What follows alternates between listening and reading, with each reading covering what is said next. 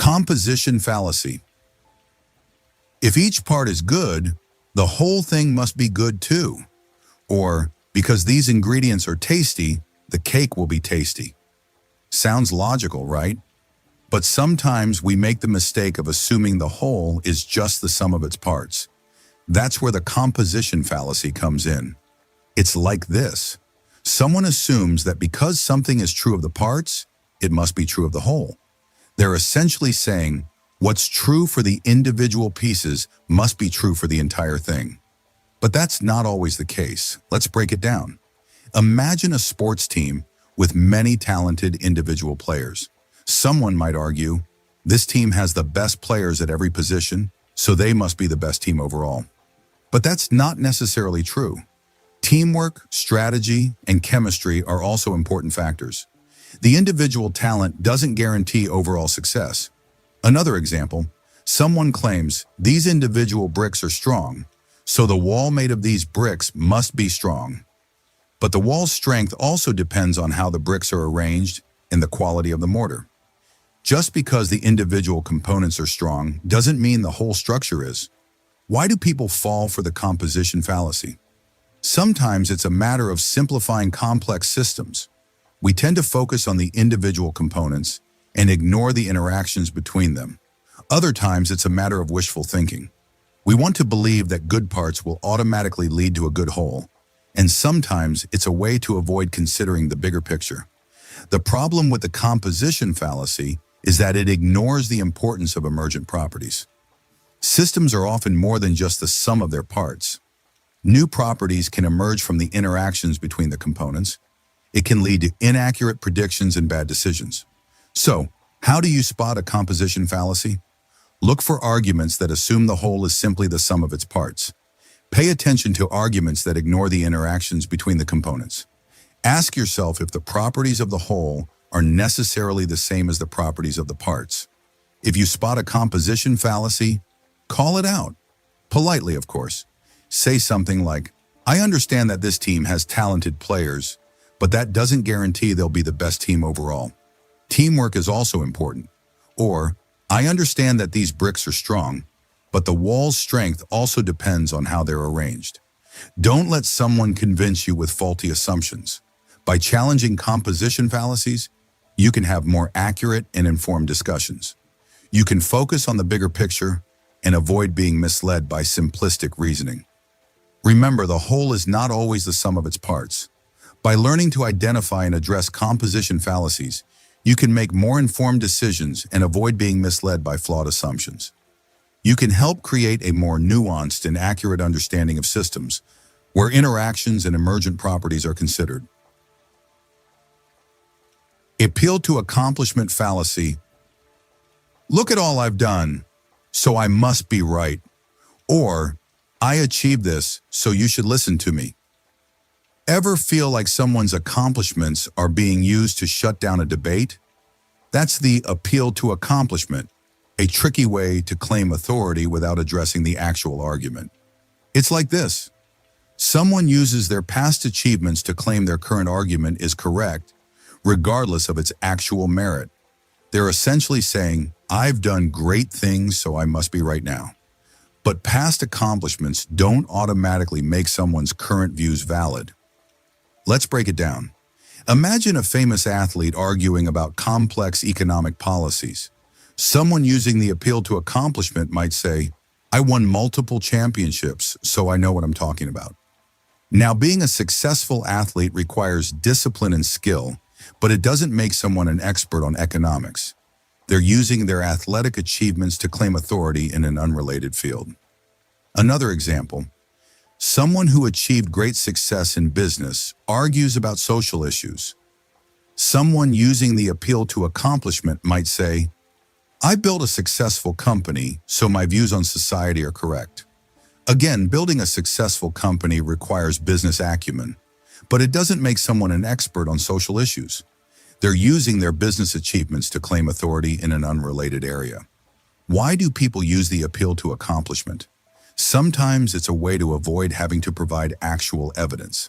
By relying on their past achievements, they can make it seem like their views are automatically valid. Other times, it's a way to assert dominance and claim superior knowledge. And sometimes it's a way to create an aura of expertise without actually having any. The problem with the appeal to accomplishment is that it ignores the importance of evaluating arguments on their own merits. It can lead to accepting flawed claims based on irrelevant achievements. It creates a false sense of expertise and shuts down meaningful dialogue. It avoids the need to engage with the actual issue. So how do you spot an appeal to accomplishment? Look for arguments that rely on past achievements to claim authority in unrelated areas. Pay attention to arguments that avoid addressing the actual issue at hand. Ask yourself if the person's achievements are relevant to their current argument. If you spot an appeal to accomplishment, call it out. Politely, of course. Say something like, "I understand that you're a successful athlete, but that doesn't automatically make you an expert on economics. Let's discuss the economic policies." Or, "I understand that you built a successful company, but that doesn't make your views on social issues automatically correct. Let's discuss the social issues." Don't let someone convince you with irrelevant achievements. By challenging appeals to accomplishment, you can have more informed and focused discussions. You can prioritize evaluating arguments on their own merits and avoid being misled by irrelevant claims of authority. Remember, past achievements don't automatically make someone's current views valid. By learning to identify and address appeals to accomplishment, you can make more informed decisions and avoid being misled by flawed reasoning. You can help create a more honest and focused dialogue where arguments are evaluated on their own merits, not on the irrelevant achievements of the person making them. Suppressed correlative fallacy. You can't have one without the other, or they always go together. Ever feel like someone is claiming two things are inseparable without any real proof? That's the suppressed correlative, a tricky way to create a false dependency. It's like this. Someone implies that two related terms are mutually dependent and that one cannot exist without the other, without providing any real evidence. They're essentially saying, if you have this, you must have that, or you can't have one without the other. But just because two things are related doesn't mean they're inseparable. Let's break it down. Imagine someone saying, you can't have a winner without a loser. Now, in a competitive game, there is typically a winner and a loser, but that doesn't mean the concept of winning is dependent on the concept of losing. You can have a personal victory without someone else necessarily losing. The correlative is artificially forced. Another example, someone argues, you can't have light without darkness. While light and darkness are related concepts, they aren't mutually dependent in the way the statement implies. Light can exist without darkness, such as the light from a star in the vast emptiness of space. The correlative is unnecessarily restrictive. Why do people use the suppressed correlative? Sometimes it's a way to simplify complex relationships. By claiming two things are inseparable, they can avoid having to explain the nuances of their connection. Other times, it's a way to create a false sense of necessity. By implying that one thing is dependent on another, they can make their claims seem more convincing. And sometimes it's a way to manipulate the conversation by limiting the possibilities. The problem with the suppressed correlative is that it ignores the importance of considering independent existence. It can lead to inaccurate conclusions and bad decisions. It creates a false sense of dependency and shuts down meaningful dialogue. It avoids the need to consider all the evidence. So how do you spot a suppressed correlative? Look for arguments that imply two related terms are mutually dependent. Pay attention to arguments that ignore the possibility of independent existence. Ask yourself if the two terms are truly inseparable. If you spot a suppressed correlative, call it out. Politely, of course, say something like, I understand that you're saying you can't have a winner without a loser, but I don't think they're mutually dependent. You can have a personal victory without someone else losing. Or, I understand that you're saying you can't have light without darkness, but light can exist independently, like the light from a star in space. Don't let someone convince you with false dependencies. By challenging suppressed correlative fallacies, you can have more informed and comprehensive discussions. You can prioritize considering independent existence and avoid being misled by limited relationships. Remember, just because two things are related doesn't mean they're inseparable. By learning to identify and address suppressed correlative fallacies, you can make more informed decisions and avoid being misled by flawed reasoning. You can help create a more thorough and nuanced dialogue where all possibilities are considered, not just the ones presented. Anecdotal fallacy. I know someone who, or in my experience. We all use personal stories to illustrate points, but sometimes relying too heavily on them can lead us down the wrong path. That's where the anecdotal fallacy comes in. It's like this. Someone uses a personal experience or isolated example to argue against statistics or general truths. They're essentially saying, my story trumps your data. But just because something happened to one person doesn't mean it applies to everyone. Let's break it down. Imagine someone saying, vaccines are dangerous. My cousin's child got sick after getting vaccinated. Now, while it's possible for someone to have an adverse reaction to a vaccine, this single anecdote doesn't negate the overwhelming scientific evidence that vaccines are safe and effective. The person is using an isolated incident to argue against a widely accepted fact. Another example. Someone claims, climate change isn't real. We had a record cold winter. While weather patterns can vary, this single anecdote doesn't disprove the long-term trends showing a warming planet. The person is using a short-term weather event to argue against long-term climate data. Why do people use the anecdotal fallacy? Sometimes it's because personal stories are more relatable and memorable than statistics. We tend to give more weight to vivid examples, even if they're not representative. Other times it's because people have a distrust of large data sets or scientific studies. And sometimes it's a way to dismiss information that conflicts with their personal beliefs. The problem with the anecdotal fallacy is that it ignores the importance of representative data. It can lead to inaccurate conclusions and bad decisions. It prioritizes individual experiences over broader patterns and trends. So, how do you spot an anecdotal fallacy? Look for arguments that rely heavily on personal stories or isolated examples. Pay attention to arguments that dismiss statistics or general truths. Ask yourself if the anecdote is representative of the larger population. If you spot an anecdotal fallacy, call it out. Politely, of course. Say something like, I understand that your cousin's child got sick, but that doesn't change the fact that vaccines are generally safe and effective. Or, I understand that you had a cold winter, but that doesn't disprove the long-term trends showing a warming planet. Don't let someone convince you with isolated stories. By challenging anecdotal fallacies, you can have more informed and rational conversations. You can focus on the actual evidence and avoid being swayed by irrelevant experiences. Remember, personal stories are valuable, but they shouldn't replace data and evidence. By learning to identify and address anecdotal fallacies, you can make more informed decisions and avoid being misled by misleading examples. You can help create a more balanced and evidence-based dialogue where claims are supported by data, not just anecdotes.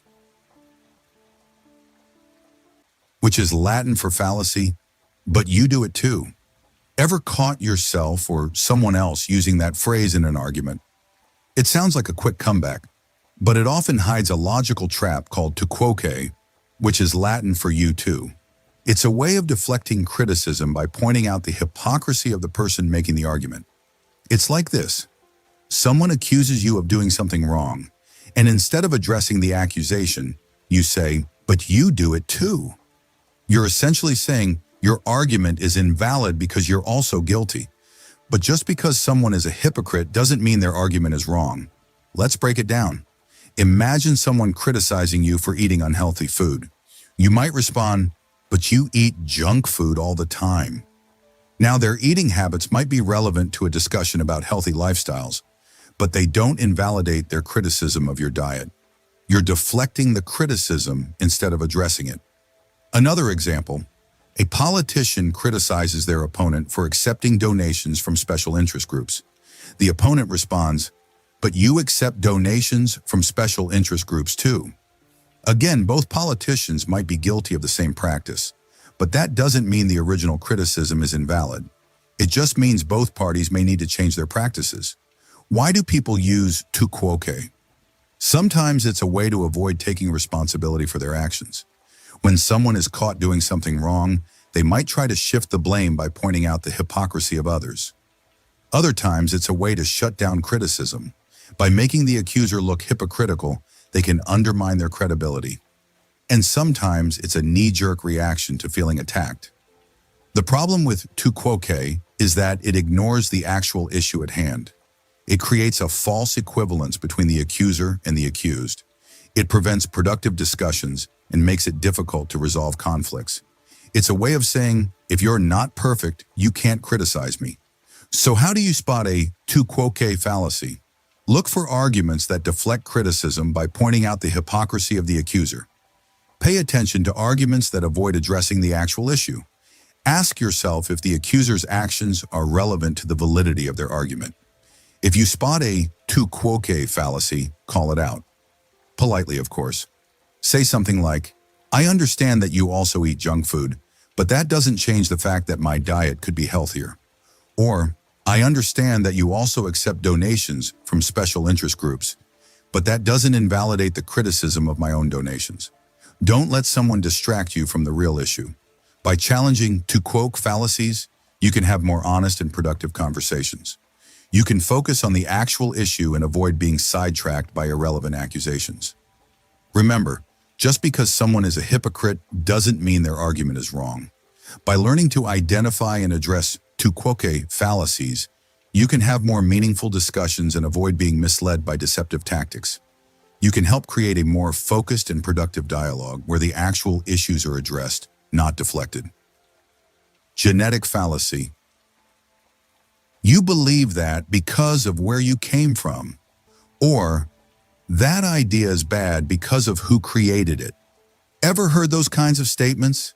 They try to discredit an idea based on its origin, not its merit. That's the genetic fallacy, a sneaky way to dismiss something without actually addressing its content. It's like this.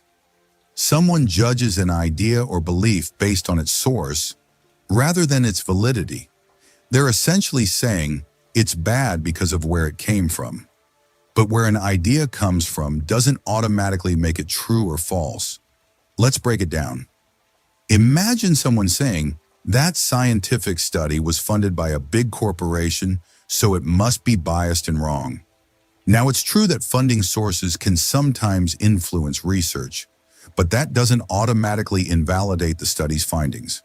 The study should be evaluated based on its methodology and evidence, not just its funding.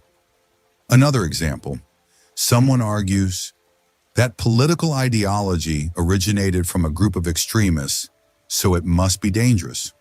But just because an ideology has a controversial origin doesn't mean all its ideas are inherently bad. The ideology should be judged on its specific principles and policies, not just its history. Why do people use the genetic fallacy? Sometimes it's a way to avoid having to engage with opposing viewpoints. By dismissing an idea based on its source, they can avoid having to address its actual arguments. Other times, it's a way to reinforce their own biases. By associating an idea with a negative source, they can make it seem less appealing. And sometimes, it's a way to create a shortcut to judgment instead of doing real research. The problem with the genetic fallacy is that it ignores the importance of evaluating ideas on their own merits. It can lead to dismissing valid claims based on irrelevant associations. It shuts down constructive dialogue and prevents us from considering different perspectives. So, how do you spot a genetic fallacy? Look for arguments that discredit an idea based on its source. Pay attention to arguments that ignore the content of the idea itself. Ask yourself if the source of the idea is actually relevant to its validity. If you spot a genetic fallacy, call it out. Politely, of course. Say something like, I understand that the study was funded by a corporation, But let's focus on the study's methodology and evidence, not just its funding. Or, I understand that the ideology has a controversial origin, but let's evaluate its specific principles and policies. Don't let someone convince you with irrelevant associations. By challenging genetic fallacies, you can have more informed and objective discussions. You can focus on the actual content of ideas and avoid being misled by irrelevant origins. Remember, an idea's source doesn't determine its validity. By learning to identify and address genetic fallacies, you can make more informed decisions and avoid being misled by flawed reasoning. You can help create a more open and fair dialogue, where ideas are evaluated based on their own merits, not just their origins. Loaded question fallacy. Ever been asked a question that feels like a trap no matter how you answer? Like, have you stopped beating your wife? Even if you've never beaten anyone. That's a classic example of a loaded question. It's a sneaky way to imply something without actually stating it. It's like this. Someone asks a question that contains an assumption, and that assumption is harmful or misleading. They're essentially saying, answer this question, and you'll admit to something you didn't do. But just because you answer the question doesn't mean you agree with the assumption. Let's break it down. Imagine someone asking, why are politicians so corrupt? This question assumes that all politicians are corrupt, but that's not necessarily true. There are honest politicians and there are corrupt ones. By asking the question in this way, the person is trying to imply that corruption is widespread. Another example, when will you stop wasting taxpayer money on useless projects? This question assumes that the projects are useless, but that's a matter of opinion. The projects might be valuable to some people. By asking the question in this way, the person is trying to imply that the projects are a waste. Why do people use loaded questions? Sometimes it's a way to manipulate the conversation. By inserting an assumption into the question, they can control the narrative. Other times it's a way to damage someone's reputation. By implying something negative, they can make the person look bad. And sometimes it's just a way to make a point without having to provide evidence. The problem with loaded questions is that they force the respondent into a defensive position. They have to either deny the assumption, which might make them look guilty, or accept the assumption, which might damage their credibility. It puts you in a no-win situation. So how do you spot a loaded question? Look for questions that contain hidden assumptions. Pay attention to questions that use loaded language or emotional terms. Ask yourself if the question is fair and unbiased. If you spot a loaded question, call it out. Politely, of course. Say something like, I'm not going to answer that question because it assumes that all politicians are corrupt, which I don't believe. Or, I'm not going to answer that question because it assumes that the projects are useless, which is a matter of opinion. Don't let someone trap you with loaded questions. By challenging loaded questions, you can have more honest and productive conversations. You can avoid being forced into a defensive position and focus on the actual issues. Remember, just because someone asks a question doesn't mean you have to answer it. By learning to identify and address loaded questions, you can have more meaningful discussions and avoid being misled by deceptive tactics. You can help create a more fair and balanced dialogue where assumptions are challenged, not accepted. Sunk cost fallacy. But we've already invested so much. Or, we can't stop now after all this effort.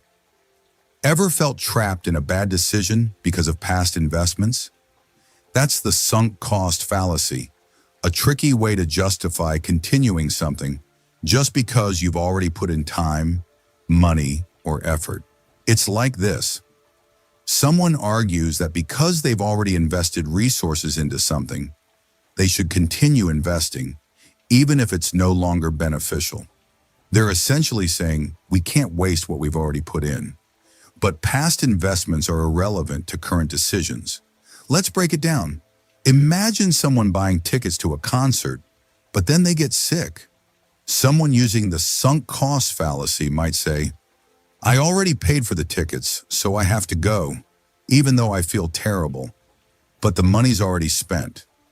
Going to the concert won't get the money back, and it might make them feel worse. The past investment shouldn't dictate the current decision. Another example, someone starts a business that's losing money. Someone using the sunk cost fallacy might say, we've invested so much time and money, we can't give up now. But continuing to invest in a failing business won't make it successful. It might just lead to more losses. The past investment shouldn't dictate the current business strategy. Why do people use the sunk cost fallacy? Sometimes it's a way to avoid admitting they made a mistake. By continuing to invest, they can pretend they're still on the right track. Other times, it's a way to justify their actions to others. By claiming they're not wasting resources, they can avoid criticism. And sometimes it's a way to deal with the emotional distress of loss. The problem with the sunk cost fallacy is that it ignores the importance of making rational decisions based on current circumstances. It can lead to wasting more resources on failing ventures. It creates a false sense of obligation and prevents us from cutting our losses. It avoids the need to consider the actual benefits. So how do you spot a sunk cost fallacy? Look for arguments that justify continuing something based on past investments. Pay attention to arguments that ignore the current benefits and costs. Ask yourself if the past investments are relevant to the current decision. If you spot a sunk cost fallacy, call it out. Politely, of course. Say something like, I understand that you paid for the tickets, but going to the concert won't get the money back. Let's focus on whether you'll feel better staying home. Or, I understand that you've invested time and money in the business, but continuing to invest might lead to more losses. Let's focus on whether the business is still viable. Don't let someone convince you with irrelevant past investments. By challenging sunk cost fallacies, you can have more rational and informed discussions. You can prioritize making decisions based on current circumstances and avoid being misled by past investments. Remember, past investments are irrelevant to current decisions. By learning to identify and address sunk cost fallacies, you can make more informed decisions and avoid being misled by flawed reasoning. You can help create a more rational and effective dialogue, where decisions are made based on current benefits and costs, not just past investments. Psychologist fallacy. You're just projecting your own feelings, or you're analyzing me, not the issue. Ever feel like someone is trying to explain away your views by claiming you're psychologically flawed?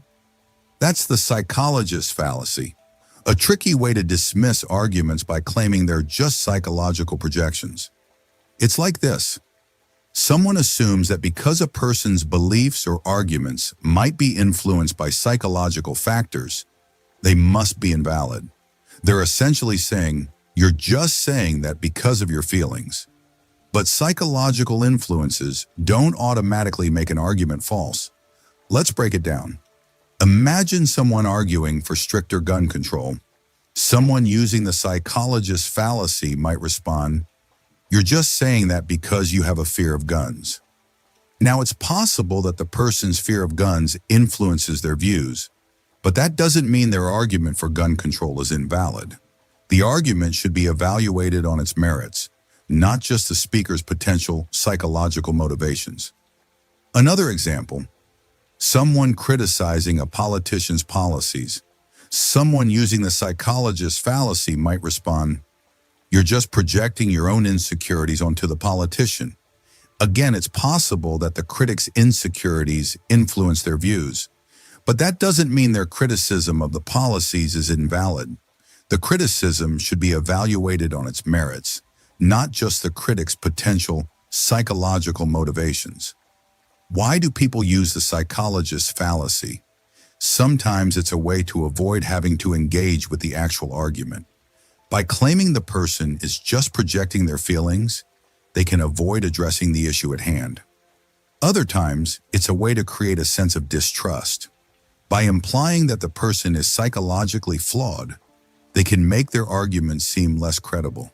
And sometimes it's a way to shut down a conversation without any real effort. The problem with the psychologist's fallacy is that it ignores the importance of evaluating arguments on their own merits. It can lead to dismissing valid claims based on irrelevant psychological motivations. It creates a hostile environment for debate and prevents meaningful dialogue. It avoids any actual engagement with the presented point. So how do you spot a psychologist's fallacy? Look for arguments that dismiss claims by claiming they're just psychological projections. Pay attention to arguments that ignore the actual content of the claim. Ask yourself if the person's psychological motivations are actually relevant to the validity of their argument. If you spot a psychologist's fallacy, call it out. Politely, of course, say something like, "I understand that my fear of guns might influence my views, but let's focus on the actual arguments for and against gun control." Or, "I understand that my insecurities might influence my criticism, but let's focus on the actual criticism of the politician's policies." Don't let someone convince you with irrelevant claims of psychological projection. By challenging psychologists' fallacies, you can have more informed and focused discussions. You can prioritize evaluating arguments on their own merits and avoid being misled by irrelevant attacks on psychological motivations. Remember, psychological influences don't automatically make an argument false. By learning to identify and address psychologists' fallacies, you can make more informed decisions and avoid being misled by flawed reasoning. You can help create a more honest and focused dialogue where arguments are evaluated on their merits, not on the irrelevant psychological motivations of the person making them. Ambiguity fallacy. That could mean anything. Or, you're playing with words. Ever feel like someone is using vague language to confuse you? That's the ambiguity fallacy, a tricky way to make arguments seem stronger than they are. It's like this. Someone uses a word or phrase with multiple meanings in a way that obscures the true meaning of their argument. They're essentially saying, it could mean this or it could mean that, depending on what suits them. But using vague language doesn't make an argument valid. Let's break it down. Imagine someone saying, "The sign said, 'Fine for parking here,' so I parked here all day." But fine could mean acceptable or a penalty. The sign might have meant there was a penalty for parking there. The person is using the ambiguity of the word fine to justify their actions. Another example. Someone argues, "What we need is a more radical approach," but radical could mean extreme or fundamental. The person might be using the word to appeal to those who want extreme change, while not alienating those who want fundamental change. They are using the ambiguity to appeal to multiple groups. Why do people use the ambiguity fallacy? Sometimes it's unintentional. They might not realize they're using a word with multiple meanings. Other times, it's a deliberate attempt to deceive. By using vague language, they can make their arguments seem more convincing than they actually are. And sometimes it's a way to avoid having to commit to a specific position. The problem with the ambiguity fallacy is that it undermines clear communication. It creates confusion and ambiguity, making it difficult to understand the actual point being made. It can lead to false conclusions and misleading arguments. It avoids the need to be specific. So how do you spot an ambiguity fallacy? Look for arguments that use words or phrases with multiple meanings. Pay attention to arguments that seem to switch the meaning of a word mid-sentence. Ask yourself if the word is being used consistently throughout the argument. If you spot an ambiguity fallacy, call it out. Politely, of course. Say something like, "I understand that you said fine for parking here, but fine could mean acceptable or a penalty. We need to clarify which meaning you intended." Or, "I understand that you want a radical approach, but radical could mean extreme or fundamental. We need to define what you mean." Don't let someone convince you with vague language. By challenging ambiguity fallacies, You can have more clear and accurate discussions. You can focus on the actual meanings of words and avoid being misled by ambiguity. Remember, words have specific meanings, and those meanings shouldn't be changed or obscured. By learning to identify and address ambiguity fallacies, you can have more meaningful discussions and avoid being misled by deceptive language. You can help create a more precise and accurate dialogue, where words are used consistently and clearly. Red herring fallacy. Have you ever been in a conversation where someone suddenly changed the subject just when you were about to make a good point? Or maybe you've seen a debate where the politicians seem to be talking about completely different things. That's a classic example of a red herring fallacy. It's like this. Someone throws a distraction into the conversation, like a smelly fish, to divert attention from the real issue. They're essentially saying, "Look over here. Don't worry about what we were just talking about." But just because they changed the subject doesn't mean the original issue went away. Let's break it down. Imagine you're arguing about the need for stricter gun control. Someone might respond, "But what about the mental health crisis? We need to address that too." Now, mental health is a serious issue, but it's not the same as gun control. They're throwing a red herring into the conversation to distract from the original point. Another example, you're discussing the high cost of college tuition. Someone might respond, "Well, students today are so lazy, they spend all their time on social media." Again, student behavior might be a valid topic, but it doesn't address the issue of tuition costs. They're changing the subject to avoid the real debate. Why do people use red herrings? Sometimes it's a way to avoid answering a difficult question. When someone's argument is weak, they might try to change the subject to avoid being challenged. Other times it's a way to manipulate the conversation. By introducing a new topic, they can control the direction of the discussion, and sometimes it's just a way to confuse or distract the other person. The problem with the red herring fallacy is that it prevents productive discussions. It diverts attention from the real issues and makes it difficult to reach a resolution. It creates a smokescreen. So how do you spot a red herring fallacy? Look for arguments that introduce irrelevant topics. Pay attention to arguments that seem to change the subject abruptly. Ask yourself if the new topic is actually related to the original issue. If you spot a red herring fallacy, call it out. Politely, of course. Say something like, "I understand that mental health is important, but I'd like to stay focused on the issue of gun control." Or, "I understand that student behavior is a concern, but it doesn't address the issue of tuition costs." Don't let someone distract you from the real issue. By challenging red herring fallacies, you can have more focused and productive conversations. You can stay on topic and avoid being sidetracked by irrelevant arguments. Remember, just because someone changed the subject doesn't mean the original issue went away. By learning to identify and address red herring fallacies, you can have more meaningful discussions and avoid being misled by deceptive tactics. You can help create a more focused and productive dialogue where the real issues are addressed, not avoided.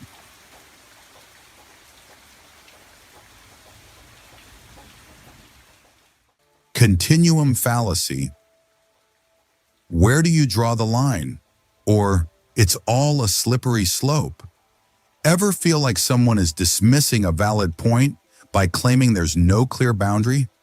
That's the continuum fallacy, a tricky way to reject a distinction by claiming there's no sharp dividing line. It's like this. Someone argues that because there's no clear dividing line between two extremes, there's no real difference between them. They're essentially saying it's all a gradual change, so there's no difference. But the absence of a sharp boundary doesn't mean there's no meaningful distinction. Let's break it down. Imagine someone arguing against speed limits. Someone using the continuum fallacy might say, "Where do you draw the line between safe and unsafe speed?" There's no clear dividing line, so there's no point in having speed limits. Now, it's true that there's no single speed that's definitively safe or unsafe. But that doesn't mean there's no difference between driving 20 miles per hour and 100 miles per hour. There's a clear difference in risk, even if there's no sharp boundary. Another example, someone arguing against raising the minimum wage. Someone using the continuum fallacy might say, where do you draw the line between a living wage and a poverty wage? It's all a gradual change, so there's no point in raising the minimum wage. Again, it's true that there's no single wage that definitively marks the line between living and poverty. But that doesn't mean there's no difference between a $7 minimum wage and a $15 minimum wage. There's a clear difference in living standards, even if there's no sharp boundary. Why do people use the continuum fallacy? Sometimes it's a way to avoid having to engage with the actual issue. By claiming there's no clear distinction, they can avoid addressing the substance of the argument. Other times, it's a way to create a sense of uncertainty. By implying there's no real difference, they can make it seem like there's no need for action. And sometimes it's a way to avoid taking a stand. The problem with the continuum fallacy is that it ignores the importance of recognizing meaningful distinctions. It can lead to dismissing valid concerns and preventing necessary action. It creates a false sense of equivalence and prevents meaningful dialogue. It avoids the need to consider the actual differences. So, how do you spot a continuum fallacy? Look for arguments that dismiss distinctions by claiming there's no clear dividing line. Pay attention to arguments that ignore the possibility of meaningful differences. Ask yourself if the absence of a sharp boundary means there's no real distinction. If you spot a continuum fallacy, call it out. Politely, of course, say something like, I understand that there's no single speed that's definitively safe, but that doesn't mean there's no difference between 20 miles per hour and 100 miles per hour. Let's focus on the relative risks. Or, I understand that there's no single wage that definitively marks the line between living and poverty, but that doesn't mean there's no difference between $7 and $15. Let's focus on the relative living standards. Don't let someone convince you with irrelevant claims about the absence of sharp boundaries. By challenging continuum fallacies, you can have more focused and productive discussions. You can prioritize recognizing meaningful distinctions and avoid being misled by irrelevant claims of gradual change. Remember, the absence of a sharp boundary doesn't mean there's no meaningful distinction. By learning to identify and address continuum fallacies, you can make more informed decisions and avoid being misled by flawed reasoning. You can help create a more nuanced and effective dialogue where meaningful distinctions are acknowledged, not dismissed.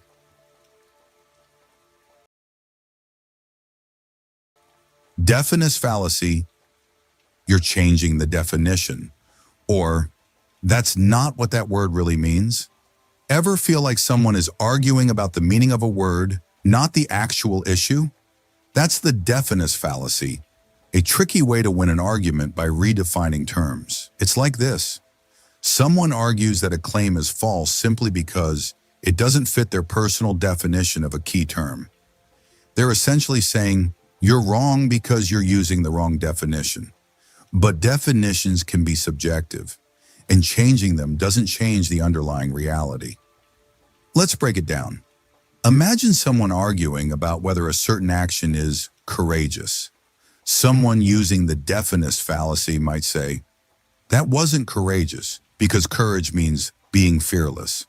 Now, while that's one definition of courage, it's not the only one. Many people would define courage as acting despite fear. The person is using their own definition to dismiss the other person's claim. Another example, someone arguing about whether a certain policy is fair. Someone using the definest fallacy might say, that's not fair because fairness means everyone gets the exact same thing. Again, that's one definition of fairness, but it's not the only one. Many people would define fairness as everyone getting what they need. The person is using their own definition to dismiss the other person's argument. Why do people use the definest fallacy? Sometimes it's a way to avoid having to engage with the actual issue. By arguing about definitions, they can avoid addressing the substance of the argument. Other times, it's a way to assert intellectual dominance. By claiming their definition is the only correct one, they can make themselves feel superior. And sometimes it's a way to shut down a conversation without any real effort. The problem with the definest fallacy is that it ignores the importance of considering different perspectives and definitions. It can lead to unproductive arguments and unresolved conflicts. It creates a false sense of certainty and prevents meaningful dialogue. It avoids the need to consider the actual issue. So how do you spot a definest fallacy? Look for arguments that dismiss claims based on personal definitions of key terms. Pay attention to arguments that ignore the possibility of other valid definitions. Ask yourself if the person's definition is the only possible one. If you spot a definest fallacy, call it out. Politely, of course. Say something like, "I understand that you define courage as being fearless, but many people define it as acting despite fear. Let's discuss the action itself, regardless of the definition."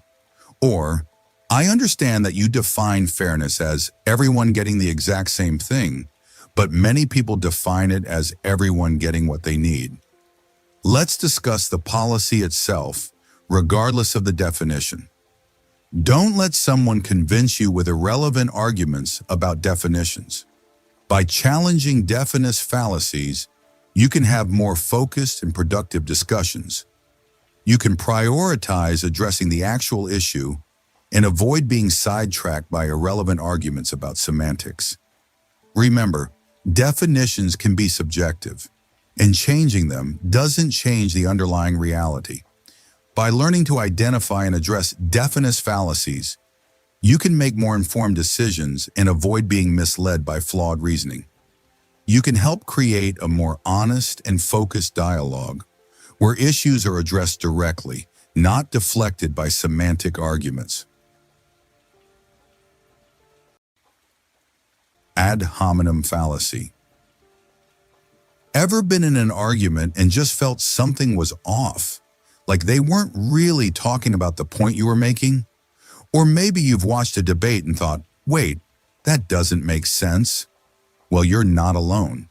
What you might be picking up on is a sneaky little thing called an adhomonym. Sounds fancy, right? It's really not. It's just a fancy way of saying someone is attacking you instead of your argument. Let's break it down. Imagine you're talking about why you think a new local park is a great idea. You've got facts, figures, maybe even some drawings. Then instead of saying, "I disagree because the cost is too high," someone says, "Well, you're just saying that because you're a tree-hugging hippie who doesn't understand real-world problems." See what happened? They skipped right over your argument and went straight for your character. That's an adhomonym. It's like this. You're trying to build a house of logic and someone comes along and throws mud at the builder. They're not attacking the house, just the person building it. And that's the whole point. It's a distraction. It's meant to make you feel defensive, to take your focus off the real issue. It's a way to win an argument without actually winning the argument. It's a cheap shot. Now, there are different flavors of adhomonym. Some are really obvious, like calling someone names. Others are a bit more subtle. Maybe they'll bring up something irrelevant about your past, or question your intelligence, or point out some personal flaw. The goal is always the same, to make you look bad so your argument looks bad too. Why do people do this? Well, sometimes it's because they don't have a good counter-argument. They're backed into a corner, so they resort to personal attacks. Other times it's just a way to deflect attention. If they can make you angry or flustered, they can control the conversation. And sometimes, let's be honest, it's just plain mean. But here's the thing.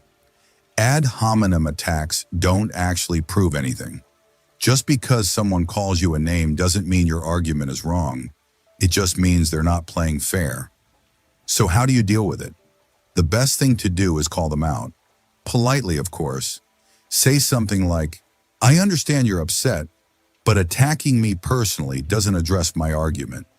Can we please stick to the facts?" Or, "I'm not interested in personal attacks. Let's focus on the issue at hand." Don't get sucked into a mudslinging match. That's exactly what they want. Stay calm, stay focused, and keep bringing the conversation back to the actual point. And if they keep it up, you can always just walk away. You don't have to waste your time on people who aren't willing to have a respectful discussion. Recognizing adhomonym attacks is a superpower. It helps you see through the smoke and mirrors, and it empowers you to have more productive conversations. It's a tool that helps you spot when someone is trying to manipulate you. Once you see it, you can't unsee it. And trust me, you'll start seeing it everywhere. In politics, in debates, even in everyday conversations. So the next time someone tries to attack you instead of your argument, remember this: they're not winning. They're just showing you they don't have anything better to say. And you, my friend, are too smart to fall for it. Straw man, fallacy. Imagine you're having a conversation about healthy eating. You say, "I think we should eat more vegetables." And someone replies, "So you're saying we should all become rabbits and eat nothing but lettuce?" Whoa, hold on a second. That's not what you said at all, is it? You've just encountered a classic example of a straw man argument. It's like this. Instead of fighting your actual argument, they've built a fake, weaker version of it, a straw man, and they're attacking that instead. It's easier to knock down a straw man than a real person, right? That's the whole point. They're trying to make your argument look ridiculous so they can dismiss it without actually dealing with the real issues. Let's say you're advocating for stricter regulations on pollution from factories. You're concerned about the impact on the environment and public health. Someone might respond, "So you want to shut down all factories and destroy the economy? You want everyone to lose their jobs?" Again, that's not what you said. You're not suggesting shutting down all factories, just that they need to reduce their pollution. But by twisting your words, they've created a straw man that's easy to attack. Why does this happen? Sometimes it's intentional.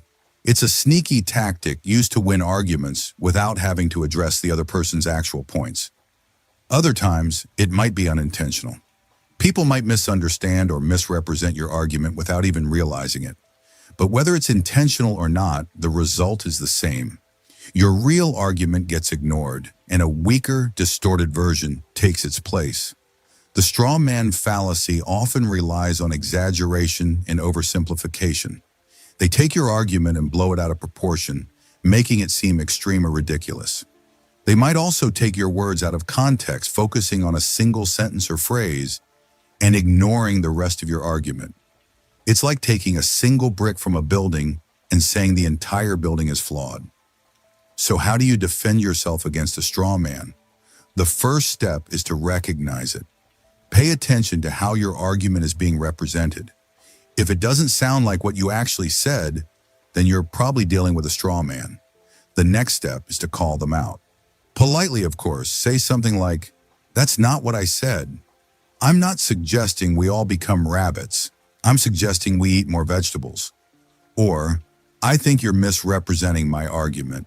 I'm not advocating for shutting down all factories, just for stricter pollution regulations." Don't let them get away with twisting your words. Stick to your guns and keep bringing the conversation back to your actual argument.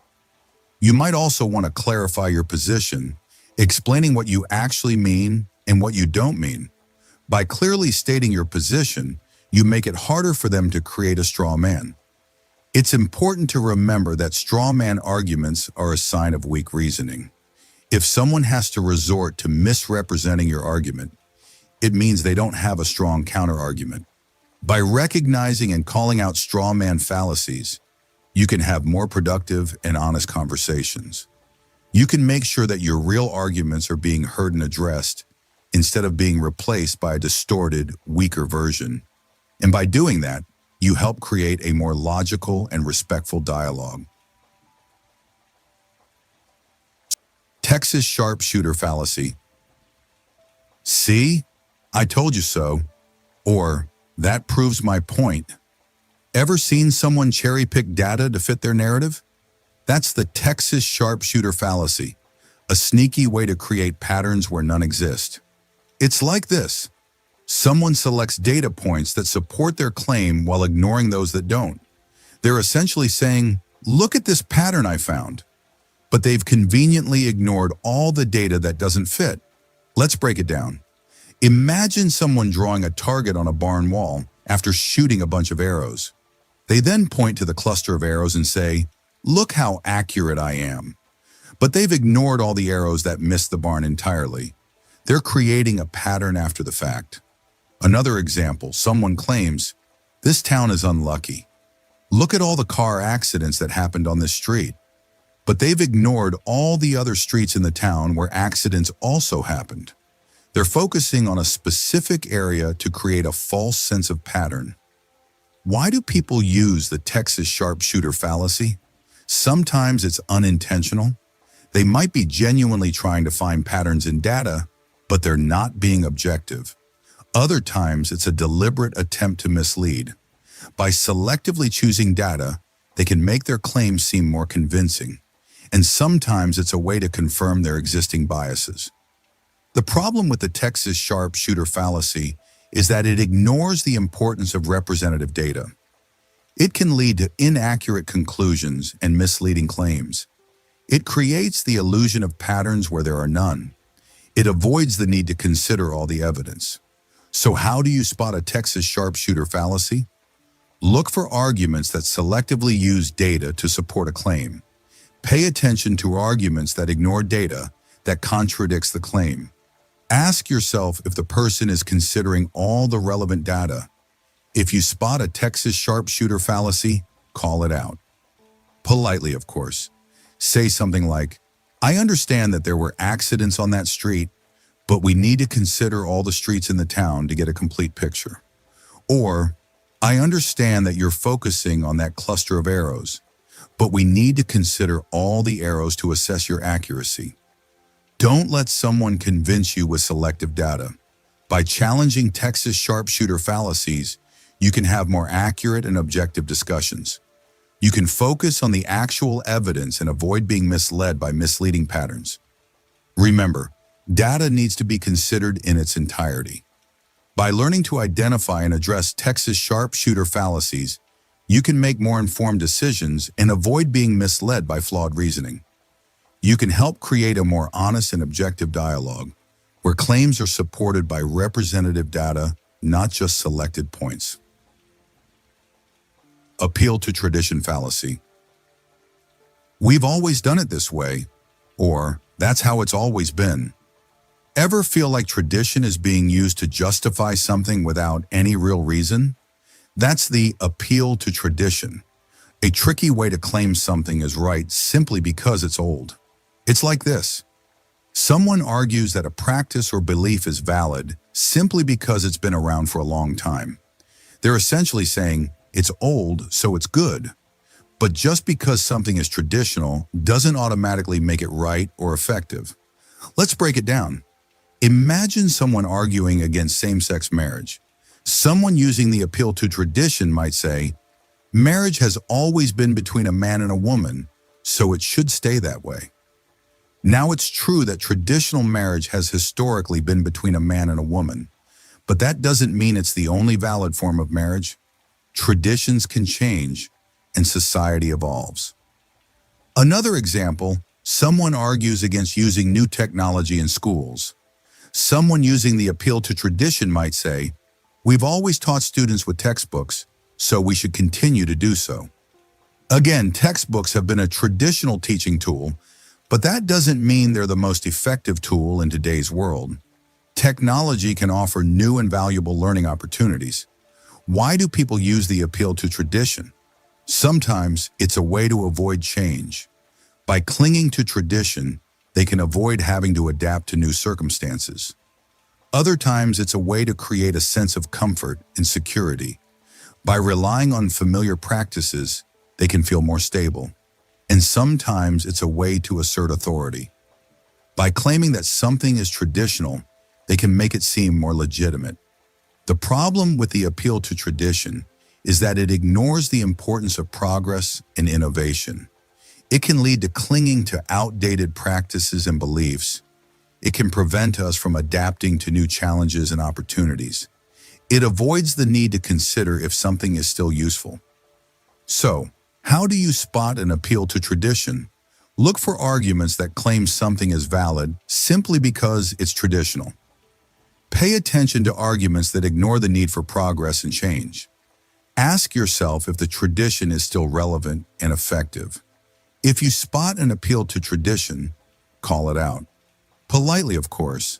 Say something like, "I understand that marriage has traditionally been between a man and a woman, but that doesn't mean same-sex marriage is invalid.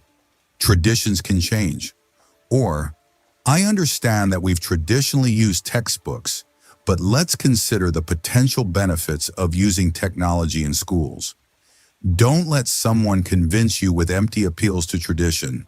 By challenging appeals to tradition, you can have more informed and progressive discussions. You can prioritize evaluating practices and beliefs based on their merits, not just their age. Remember, just because something is traditional doesn't automatically make it right or effective. By learning to identify and address appeals to tradition, you can make more informed decisions and avoid being misled by flawed reasoning. You can help create a more forward-thinking and adaptable dialogue where practices are evaluated based on their current value, not just their historical presence. Historian's fallacy. They should have known better. Ever judge historical figures by today's standards? That's the historian's fallacy, a tricky way to ignore the context of the past. It's like this: someone judges past actions or decisions based on information that was only available later, ignoring the limited knowledge of the time. They're essentially saying they should have known what we know now, but people in the past didn't have access to the same information we have today. Let's break it down. Imagine someone criticizing a general from a past war for making a strategic mistake. The person might say, "The general should have known that the enemy was planning an ambush." But the general didn't have access to the intelligence we have now. They were making decisions based on the information available at the time. The person is committing the historian's fallacy by judging the general with hindsight. Another example, someone criticizing a scientist from the past for holding incorrect beliefs. The person might say, "The scientist should have known that their theory was wrong." But the scientist was working with the scientific knowledge of their time. They didn't have access to the discoveries we have now. The person is committing the historian's fallacy by judging the scientist with hindsight. Why do people use the historian's fallacy? Sometimes it's a way to create a false sense of superiority. By judging the past with hindsight, they can make themselves seem more intelligent. Other times, it's a way to avoid having to understand the complexities of the past. By simplifying history, they can make it seem easier to understand. And sometimes it's a way to justify current beliefs by demonizing past actions. The problem with the historian's fallacy is that it distorts our understanding of the past. It can lead to unfair judgments and inaccurate interpretations. It creates a false sense of moral superiority and prevents us from learning from history. It avoids the need to consider the level of historical context. So how do you spot the historian's fallacy? Look for arguments that judge past actions or decisions based on information that was only available later. Pay attention to arguments that ignore the limited knowledge of the time. Ask yourself if the person is considering the historical context. If you spot the historian's fallacy, call it out. Politely, of course. Say something like, "I understand that the general strategy seems flawed now, but they were making decisions based on the information available at the time." Or, "I understand that the scientist's theory seems incorrect now, but they were working with the scientific knowledge of their time." Don't let someone convince you with unfair judgments based on hindsight. By challenging the historian's fallacy, you can have more accurate and informed discussions about the past. You can prioritize understanding the historical context and avoid being misled by present-day biases. Remember, people in the past didn't have access to the same information we have today. By learning to identify and address the historian's fallacy, ignoratio elenchi fallacy, you're not even talking about the point, or That has nothing to do with what I said. Ever been in a conversation where someone seems to be arguing against a different point than the one you made? That's ignoratio elenchi, also known as missing the point, a tricky way to derail a discussion. It's like this. Someone presents an argument that may be valid in itself, but it doesn't actually address the issue at hand. They're essentially saying, I'm right, but about something else entirely. But being right about something unrelated doesn't invalidate the original point. Let's break it down. Imagine someone arguing about the need for better public transportation. Someone using ignoratio elenchi might respond, but think of the jobs created by building more roads. Now, job creation is a valid point, but it doesn't address the issue of improving public transportation. They're missing the point. Another example, someone criticizing a politician for their stance on environmental issues. Someone using ignoratio elenchi might respond, but that politician is a great family person. Again, being a good family person is a positive trait, but it doesn't address the politician's environmental policies. They're arguing something irrelevant. Why do people use ignoratio elenchi? Sometimes it's unintentional. They might genuinely misunderstand the point being made. Other times it's a way to avoid having to engage with difficult issues. By arguing about something else, they can avoid addressing the real problem. And sometimes it's a way to distract and confuse. By changing the subject, they can derail the conversation. The problem with ignoratio elenchi is that it prevents meaningful dialogue. It ignores the importance of addressing the actual issue. It can lead to unproductive arguments and unresolved conflicts. It creates the illusion of debate while avoiding the core of the matter. So how do you spot ignoratio elenchi? Look for arguments that don't address the point being made. Pay attention to arguments that introduce irrelevant topics. Ask yourself if the person is actually responding to the issue at hand. If you spot ignoratio elenchi, call it out. Politely, of course. Say something like, I understand that job creation is important, but that doesn't address the need for better public transportation. Or, I understand that the politician is a good family person, but that doesn't address their environmental policies. Don't let someone convince you with irrelevant arguments. By challenging ignoratio elenchi, you can have more focused and productive discussions. You can prioritize addressing the actual issue and avoid being sidetracked by irrelevant points. Remember, being right about something else doesn't invalidate the original point. By learning to identify and address ignoratio elenchi, you can make more informed decisions and avoid being misled by flawed reasoning. You can help create a more focused and meaningful dialogue, where issues are addressed directly, not avoided. Etymological fallacy. The word means this, so it must be true. Ever tried to understand a word's current meaning by only looking at its origin? That's the etymological fallacy, a tricky way to claim a word's meaning hasn't changed. It's like this. Someone argues that the current meaning of a word must be the same as its original meaning, ignoring how language evolves. They're essentially saying, the word used to mean this, so it still means this. But words change meaning over time. Let's break it down. Imagine someone arguing that the word nice must mean ignorant, because that's its original meaning. Now, it's true that nice originally meant ignorant, but over time, the word's meaning has changed to pleasant or kind. The person is committing the etymological fallacy by ignoring this evolution. Another example, someone arguing that the word awful must mean full of awe, because that's its original meaning. Again, it's true that awful originally meant full of awe, but over time, the word's meaning has changed to terrible or dreadful. The person is committing the etymological fallacy by ignoring this evolution. Why do people use the etymological fallacy? Sometimes it's a way to create a false sense of authority. By claiming to know the true meaning of a word, they can make themselves seem more knowledgeable. Other times, it's a way to manipulate language. By using an outdated meaning, they can twist the meaning of a statement, and sometimes it's a way to reinforce a belief based on an outdated linguistic connection. The problem with the etymological fallacy is that it ignores the dynamic nature of language. It can lead to misunderstandings and misinterpretations. It creates a false sense of certainty and prevents meaningful communication. It avoids the need to consider the level of current usage. So how do you spot the etymological fallacy? Look for arguments that claim a word's current meaning must be the same as its original meaning.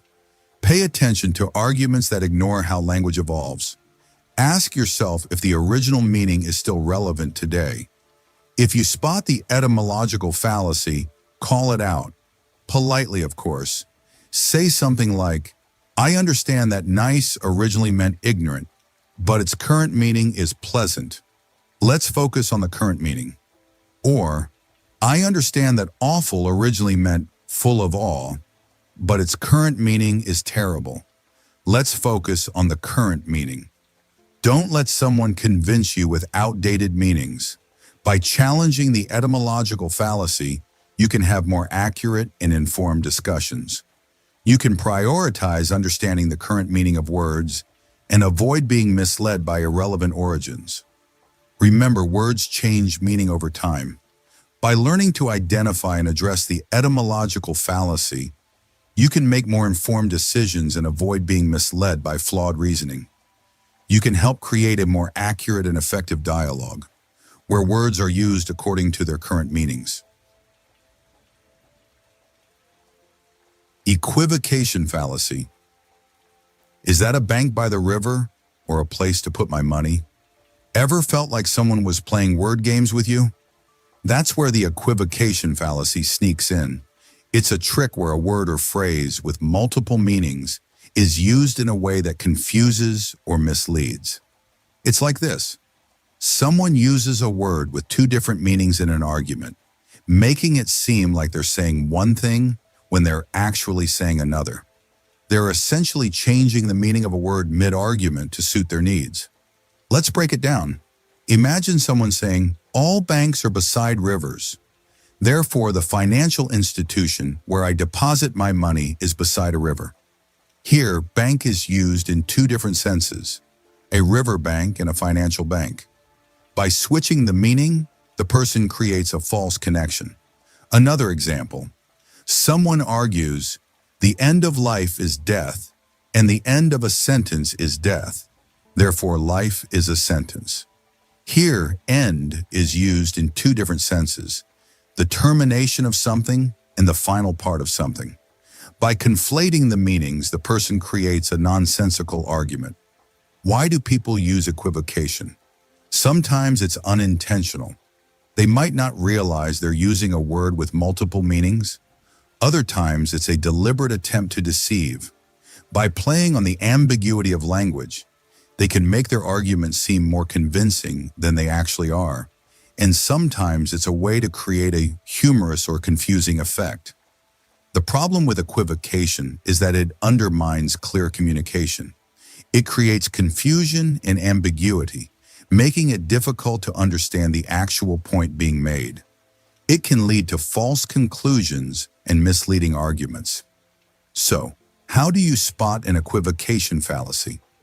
Look for arguments that use words or phrases with multiple meanings. Pay attention to arguments that seem to switch the meaning of a word mid-sentence. Ask yourself if the word is being used consistently throughout the argument. If you spot an equivocation fallacy, call it out. Politely, of course. Say something like, I understand you're saying all banks are beside rivers, but you're using bank in two different senses. You're confusing a river bank with a financial bank. Or, I understand you're comparing the end of life to the end of a sentence, but you're using end in two different senses. Don't let someone confuse you with wordplay. By challenging equivocation fallacies, you can have more clear and accurate discussions. You can focus on the actual meanings of words and avoid being misled by ambiguity. Remember, words have specific meanings, and those meanings shouldn't be changed mid-argument. By learning to identify and address equivocation fallacies, You can have more meaningful discussions and avoid being misled by deceptive language. You can help create a more precise and accurate dialogue where words are used consistently and clearly. Affirming a disjunct fallacy. Either this is true or that is true, or one of these must be right.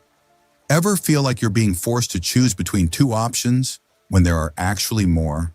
That's affirming a disjunct, a tricky way to create a false dilemma. It's like this. Someone presents two options as mutually exclusive, and then claims that because one is true, the other must be false. They're essentially saying, it's either this or that, and it's this, so it's not that. But just because one option is true doesn't mean the other is automatically false. Let's break it down. Imagine someone saying, either you're a good person or you're a bad person. You're a good person, so you're not a bad person. Now, it's true that being a good person is positive, but that doesn't mean someone can't also have flaws or make mistakes. The two options aren't mutually exclusive. Another example, someone argues, either the light is on or the light is off. The light is on, so it's not off. While in a simple on-off switch situation, this is true. What if there's a dimmer switch? What if the light is flickering? What if the power is fluctuating? The presented options exclude other possibilities. Why do people use affirming a disjunct? Sometimes it's a way to simplify complex situations. By presenting only two options, they can make it seem like the choice is easy. Other times, it's a way to manipulate the conversation. By forcing a false dilemma, they can steer the discussion in their desired direction, and sometimes it's a way to create a false sense of certainty. The problem with affirming a disjunct is that it ignores the importance of considering all possibilities. It can lead to inaccurate conclusions and bad decisions. It creates a false sense of certainty and shuts down meaningful dialogue. It avoids the need to consider all the evidence. So how do you spot affirming a disjunct? Look for arguments that present only two options and then claim that because one is true, the other must be false. Pay attention to arguments that ignore the possibility of other options. Ask yourself if the two options are truly mutually exclusive. If you spot affirming a disjunct, call it out. Politely, of course. Say something like, I understand that you're presenting two options, but I don't think they're mutually exclusive. Someone can be a good person and still make mistakes. Or, I understand that you're saying the light is either on or off, but there might be other possibilities like a dimmer switch or fluctuating power. Don't let someone convince you with false dilemmas. By challenging affirming a disjunct fallacies, you can have more informed and comprehensive discussions. You can prioritize considering all possibilities and avoid being misled by limited options. Remember, just because one option is true doesn't mean the other is automatically false. By learning to identify and address affirming a disjunct fallacies, you can make more informed decisions and avoid being misled by flawed reasoning. You can help create a more thorough and nuanced dialogue where all possibilities are considered, not just the ones presented. Division fallacy. If the whole is bad, each part must be bad too. Or, because the cake is bad, these ingredients must be bad.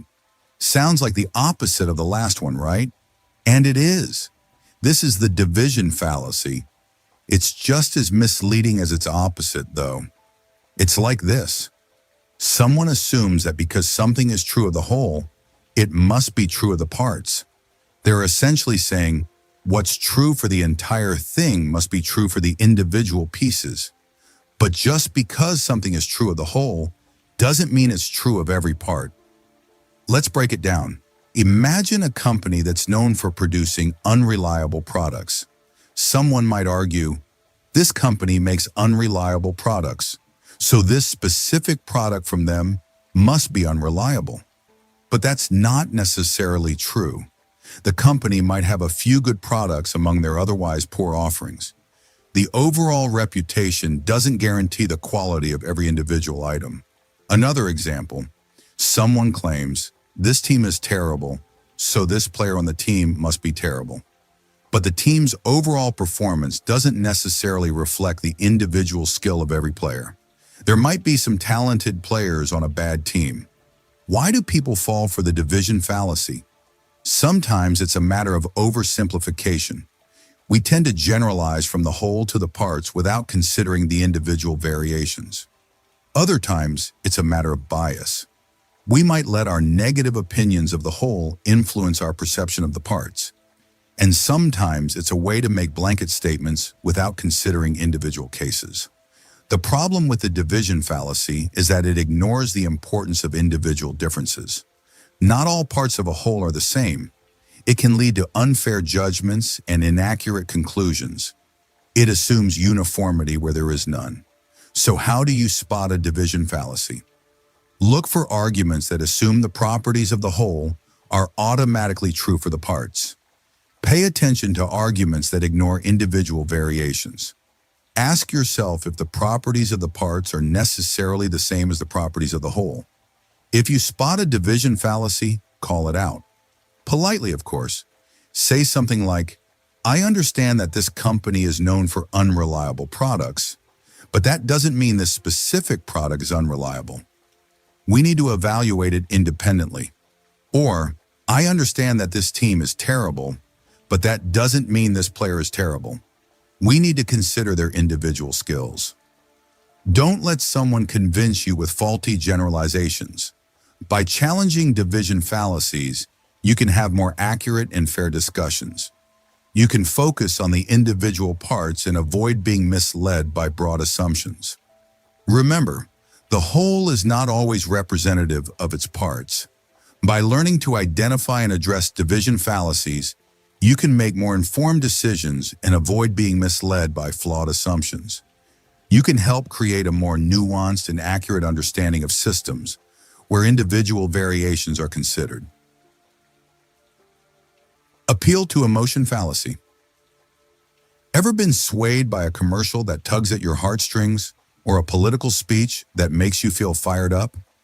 We all have emotions and they play a big role in our decisions, but sometimes those emotions can be used to manipulate us. That's where the appeal to emotion fallacy comes in. It's like this. Someone tries to convince you of something by playing on your feelings instead of using logic or evidence. They're essentially saying, believe me because it feels right, or because it makes you feel something. But just because something makes you feel a certain way doesn't mean it's true. Let's break it down.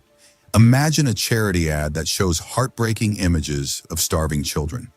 It might make you feel sad and want to donate, but just because you feel sad doesn't mean the charity is effective or that your donation will be used wisely. The ad is appealing to your emotions, not providing evidence of the charity's impact. Another example, a politician gives a passionate speech about patriotism and national pride. They might make you feel proud to be a citizen, but just because you feel proud doesn't mean their policies are sound. They're appealing to your emotions, not addressing the actual issues. Why do people appeal to emotion? Sometimes it's a way to distract from the lack of evidence. When someone's argument is weak, they might try to compensate by appealing to your feelings. Other times, it's a way to manipulate you.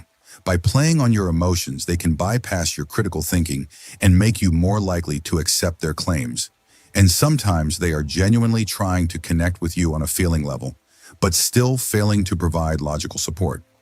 The problem with the appeal to emotion fallacy is that it can lead to irrational decisions. Emotions are important, but they shouldn't be the sole basis for our beliefs. We need to consider the facts and evidence as well. Relying on emotion alone can make us vulnerable to manipulation and deception.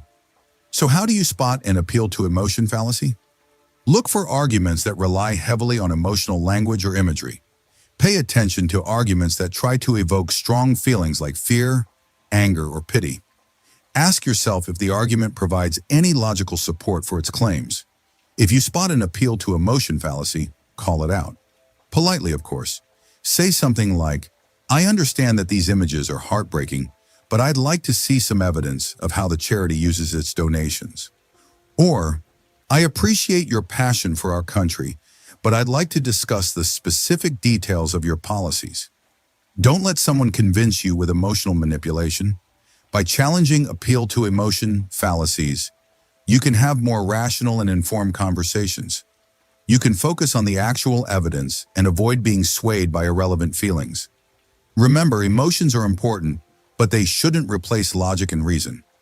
By learning to identify and address appeal to emotion fallacies, you can make more informed decisions and avoid being misled by emotional appeals. You can help create a more balanced and reasonable dialogue where claims are supported by evidence, not just feelings. Moralistic fallacy. If it feels right, it must be right. Or, good people just know this is true. Ever heard those kinds of statements?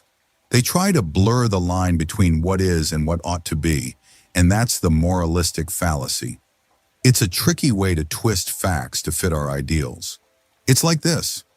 Someone assumes that because something should be a certain way, it is that way.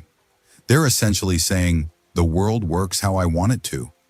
But our desires don't change reality. Let's break it down. Imagine someone saying, everyone should be kind, so there's no such thing as truly evil people. Now, kindness is a great ideal, but that doesn't erase the existence of harmful actions and intentions. The person is letting their moral desires dictate their understanding of reality. Another example, someone argues, the world should be fair, so everyone has an equal chance of success, no matter their background. While we should strive for fairness, pretending that all starting points are equal ignores real-world inequalities. The person is letting their moral beliefs distort their perception of facts. Why do people use the moralistic fallacy? Sometimes it's a way to avoid facing uncomfortable truths. By insisting the world aligns with their ideals, they can avoid dealing with difficult realities. Other times it's a way to justify their actions. By claiming their actions are morally right, they can dismiss any criticism. And sometimes it's simply a way to express strong emotional beliefs as if they were factual. The problem with the moralistic fallacy is that it clouds our judgment. It can lead to unrealistic expectations and harmful decisions. It prevents us from addressing real-world problems because we're pretending they don't exist. It ignores the difference between how we wish things were and how they actually are. So how do you spot a moralistic fallacy? Look for arguments that blur the line between what is and what should be. Pay attention to arguments that ignore evidence that contradicts their moral beliefs. Ask yourself if the person is confusing their desires with reality. If you spot a moralistic fallacy, call it out. Politely, of course. Say something like, I understand that kindness is important, but that doesn't mean evil doesn't exist. We need to acknowledge harmful actions. Or, I understand that we should strive for fairness, but pretending that everyone has an equal chance ignores real-world inequalities. Don't let someone convince you with wishful thinking. By challenging moralistic fallacies, you can have more realistic and productive discussions. You can focus on the actual facts and avoid being misled by emotional desires. Remember, our ideals don't change reality. By learning to identify and address moralistic fallacies, you can make more informed decisions and avoid being misled by flawed reasoning. You can help create a more honest and realistic dialogue, where facts are acknowledged, not ignored. Burden of proof fallacy. Prove me wrong. Or, it's up to you to show me it's not true. Ever heard those kinds of statements? They sound confident, but they might be hiding a logical dodge called the burden of proof fallacy. It's like this. Someone makes a claim, and instead of providing evidence to support it, they shift the responsibility to the other person to disprove it. They're essentially saying, it's true until you prove it's false. But that's not how logic works. The person making the claim has the burden of proof. Let's break it down. Imagine someone saying, there's a teapot orbiting the sun between Earth and Mars. You might ask, how do you know? They might respond, prove to me there isn't. But it's impossible to prove a negative. You can't prove that something doesn't exist. The person making the claim has the responsibility to provide evidence. Another example, someone claims this new supplement will cure all diseases. You might ask, what evidence do you have? They might respond, prove to me it doesn't. But again, the burden of proof is on them to provide evidence that it does work. Why do people use the burden of proof fallacy? Sometimes it's a way to avoid having to provide evidence. When someone's claim is weak, they might try to shift the responsibility to the other person. Other times, it's a way to create a false sense of certainty. By demanding proof of the negative, they can make their claim seem more credible. And sometimes it's a way to shut down a conversation and avoid any real debate. The problem with the burden of proof fallacy is that it ignores the fundamental principles of logic. The person making the claim has the responsibility to provide evidence. It's not the other person's responsibility to disprove it. It can lead to accepting claims without any real support. So how do you spot a burden of proof fallacy? Look for arguments that shift the responsibility to disprove a claim. Pay attention to arguments that use phrases like, prove me wrong, or it's up to you to show me. Ask yourself if the person making the claim is providing any supporting evidence.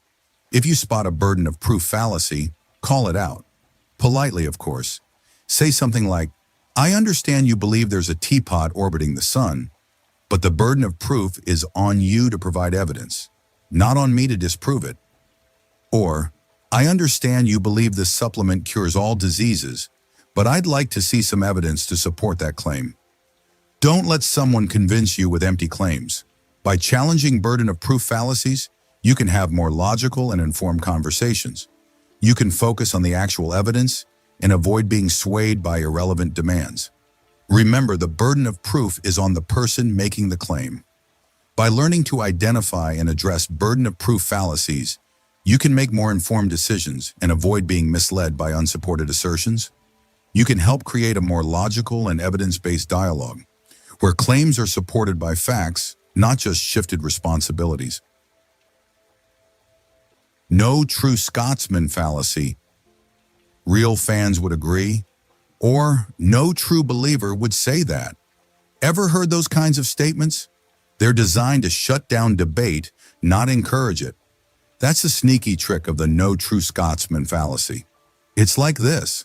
Someone makes a general statement, and when faced with contradictory evidence, they shift the goalpost by excluding those who don't fit the statement. They're essentially saying, if you disagree, you're not a true member of the group. But just because someone disagrees doesn't mean they're not a part of the group. Let's break it down. Imagine someone saying, all Scotsmen love haggis. You then point out that your Scottish friend dislikes haggis. The person might respond, but no true Scotsman dislikes haggis. See what happened? They moved the goalpost to exclude your friend, rather than admitting their initial statement was too broad. Another example, someone claims all real Christians are against abortion.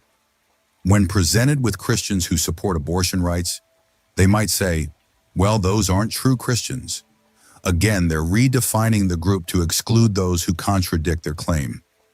Why do people use the no true Scotsman fallacy? Sometimes it's a way to protect their beliefs from criticism. When faced with evidence that challenges their worldview, they might try to dismiss it by redefining the terms. Other times, it's a way to create an in-group and an out-group. By defining who is a true member of the group, they can exclude those who don't fit their mold. And sometimes it's a way to avoid having to admit they were wrong. The problem with the no true Scotsman fallacy is that it makes it impossible to have a meaningful discussion. It creates a circular argument where any counter-evidence can be dismissed by simply redefining the group. It's a way to avoid facing the facts. So how do you spot a no true Scotsman fallacy? Look for arguments that redefine a group to exclude those who contradict the claim. Pay attention to arguments that use phrases like no true or real. Ask yourself if the definition of the group is being arbitrarily changed to fit the argument. If you spot a no true Scotsman fallacy, call it out. Politely, of course. Say something like, I understand that you believe all Scotsmen love haggis, but redefining what a true Scotsman is doesn't change the fact that some Scotsmen dislike it. Or, I understand that you believe all real Christians are against abortion, but redefining what a true Christian is doesn't address the fact that some Christians support abortion rights. Don't let someone manipulate you with arbitrary definitions. By challenging no true Scotsman fallacies, you can have more honest and productive conversations. You can focus on the actual evidence and avoid being sidetracked by irrelevant definitions. Remember, just because someone redefines a group doesn't mean their argument is valid. By learning to identify and address no true Scotsman fallacies, you can have more meaningful discussions and avoid being misled by deceptive tactics. You can help create a more open and inclusive dialogue, where claims are evaluated based on evidence, not arbitrary definitions. Appeal to the stone fallacy. That's just nonsense, or I refuse to believe that. Ever been dismissed without a second thought? That's the appeal to the stone, a blunt way to reject an idea without any real reason. It's like this. Someone dismisses a claim as absurd or false without providing any evidence or counterargument. They're essentially saying, I don't like it, so it's wrong. But just because you don't like something doesn't make it untrue. Let's break it down. Imagine someone presenting scientific evidence that challenges a long-held belief. Someone using the appeal to the stone might simply say, that's ridiculous. I don't believe it. They offer no counter-evidence, no logical reasoning, just a flat dismissal. They treat their own disbelief as if it were a solid, unmovable stone. Another example, someone proposes a new solution to a complex problem. Someone using the appeal to the stone might respond, that's just crazy, it'll never work. Again, no explanation, no reasoning, just a knee-jerk rejection. They act as if their opinion is the only one that matters. Why do people use the appeal to the stone? Sometimes it's a way to avoid cognitive dissonance. When faced with information that challenges their worldview, they might dismiss it to maintain their existing beliefs. Other times, it's a way to avoid intellectual effort. By claiming something is absurd, they can avoid having to learn and understand it. And sometimes, it's a way to assert dominance. By dismissing someone's ideas, they can make themselves feel superior. The problem with the appeal to the stone is that it shuts down constructive dialogue. It ignores the importance of evidence and critical thinking. It prevents us from considering different perspectives. It treats personal disbelief as a sufficient counterargument. So how do you spot an appeal to the stone? Look for arguments that dismiss claims without providing any reasoning. Pay attention to arguments that rely solely on personal opinions of disbelief. Ask yourself if the person is providing any evidence or counterarguments. If you spot an appeal to the stone, call it out. Politely, of course. Say something like, I understand that you find the scientific evidence challenging, but simply dismissing it doesn't make it untrue. Let's discuss the evidence. Or, I understand that you think the solution is crazy, but let's consider the reasoning behind it. Don't let someone convince you with empty dismissals. By challenging appeals to the stone, you can have more informed and productive discussions. You can focus on the actual evidence and avoid being misled by irrelevant opinions. Remember, disbelief isn't an argument. By learning to identify and address appeals to the stone, you can make more informed decisions and avoid being misled by flawed reasoning. You can help create a more open and reasoned dialogue where claims are evaluated based on evidence, not just personal opinions. False dilemma fallacy. Have you ever been told you're either with us or against us? Or maybe, if you don't like this country, then leave. These statements might sound strong, but they often hide a sneaky trick called the false dilemma. It's like someone giving you only two options, when in reality there are many more. Imagine you're deciding what to have for dinner. Someone says, you can either have pizza or salad. But what if you want pasta or a sandwich? Or maybe you're not hungry at all. The false dilemma, also known as the false dichotomy or black and white thinking, forces you into a choice between two extremes, ignoring all the other possibilities. This happens all the time in debates and arguments. Let's say someone is arguing about education. They might say, we either need to cut funding for public schools or our children will never learn anything. But that's not true, is it? There are many other options, like improving teacher training, investing in new resources, or changing the curriculum. By presenting only two choices, they're trying to limit your thinking and push you towards their preferred option. Think about it like this. It's like someone showing you a picture with only black and white colors when the world is full of vibrant colors. They're simplifying a complex issue, making it seem like there are only two sides, when there are actually many shades of gray. Why do people use false dilemmas? Often, it's a way to manipulate you. By limiting your choices, they can make their preferred option seem more appealing. It's a way to create a sense of urgency or fear, pushing you to make a quick decision without considering all the facts. It's a tactic used to oversimplify complex issues. Sometimes it's not intentional. People might genuinely believe that there are only two options. They might be stuck in a rigid way of thinking, unable to see the other possibilities. But whether it's intentional or not, the false dilemma can lead to bad decisions. So how do you spot a false dilemma? The key is to look for words like either or, only, always, and never. These words often indicate that someone is trying to limit your choices. Also, ask yourself if there are other possibilities. Are there any middle ground options? Are there any alternative solutions? If you spot a false dilemma, call it out. Politely, of course. Say something like, I don't think those are the only two options. There are other possibilities we should consider. Or, I understand you're trying to simplify the issue, but I think we need to consider all the options. Don't let someone force you into a false choice. By recognizing and challenging false dilemmas, you can have more open and honest conversations. You can explore all the options and make more informed decisions. Remember, the world is not black and white. There are many shades of gray, and it's important to consider them all. By learning to see past false dilemmas, you can avoid being tricked into making decisions that aren't in your best interest, and you can help others see the bigger picture as well. Appeal to authority fallacy.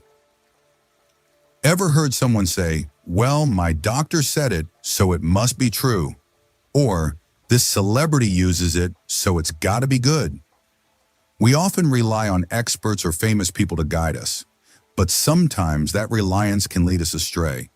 That's where the appeal to authority fallacy comes in. It's like this. Someone argues that a claim is true simply because an authority figure said it without providing any other evidence.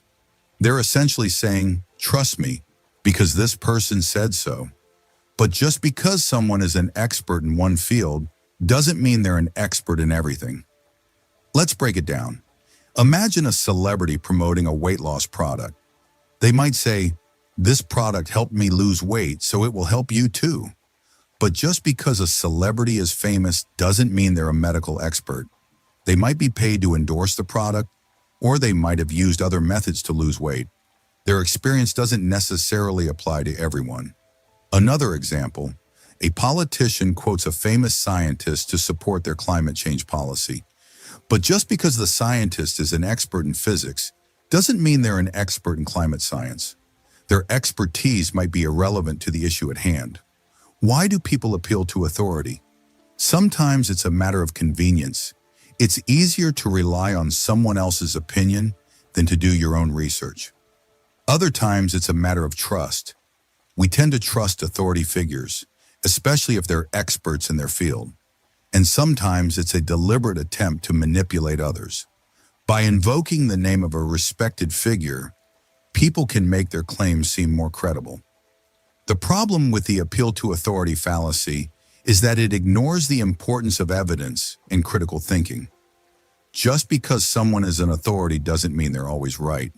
Even experts can make mistakes or have biases, and sometimes the authority figure might not be an expert in the relevant field. So how do you spot an appeal to authority fallacy? Look for arguments that rely solely on the opinion of an authority figure. Ask yourself if the authority is actually an expert in the relevant field. Ask yourself if there's any independent evidence to support the claim. If you spot an appeal to authority fallacy, call it out. Politely, of course, say something like, "I understand that your doctor recommended this product, but I'd like to see some scientific evidence to support their claim." Or, "I understand that this scientist is an expert in physics, but I'm not sure their expertise is relevant to climate science." Don't let someone convince you with empty endorsements. By challenging appeal to authority fallacies, you can have more informed and logical conversations. You can focus on the actual evidence and avoid being swayed by irrelevant opinions. Remember, even experts can be wrong. By learning to identify and address appeal to authority fallacies, you can make more informed decisions and avoid being misled by faulty reasoning. You can help create a more logical and reasonable dialogue where claims are supported by evidence, not just the opinions of authority figures. Ludic fallacy. Life is a game, right? Just calculate the odds. Ever tried to apply the perfect rules of a game to the messy reality of life? That's the ludic fallacy, a tricky way to think we can predict the unpredictable. It's like this. Someone assumes that because something can be measured or modeled in a game or a simplified system, it can be perfectly understood and predicted in the real world. They're essentially saying, if it works in the game, it works in life.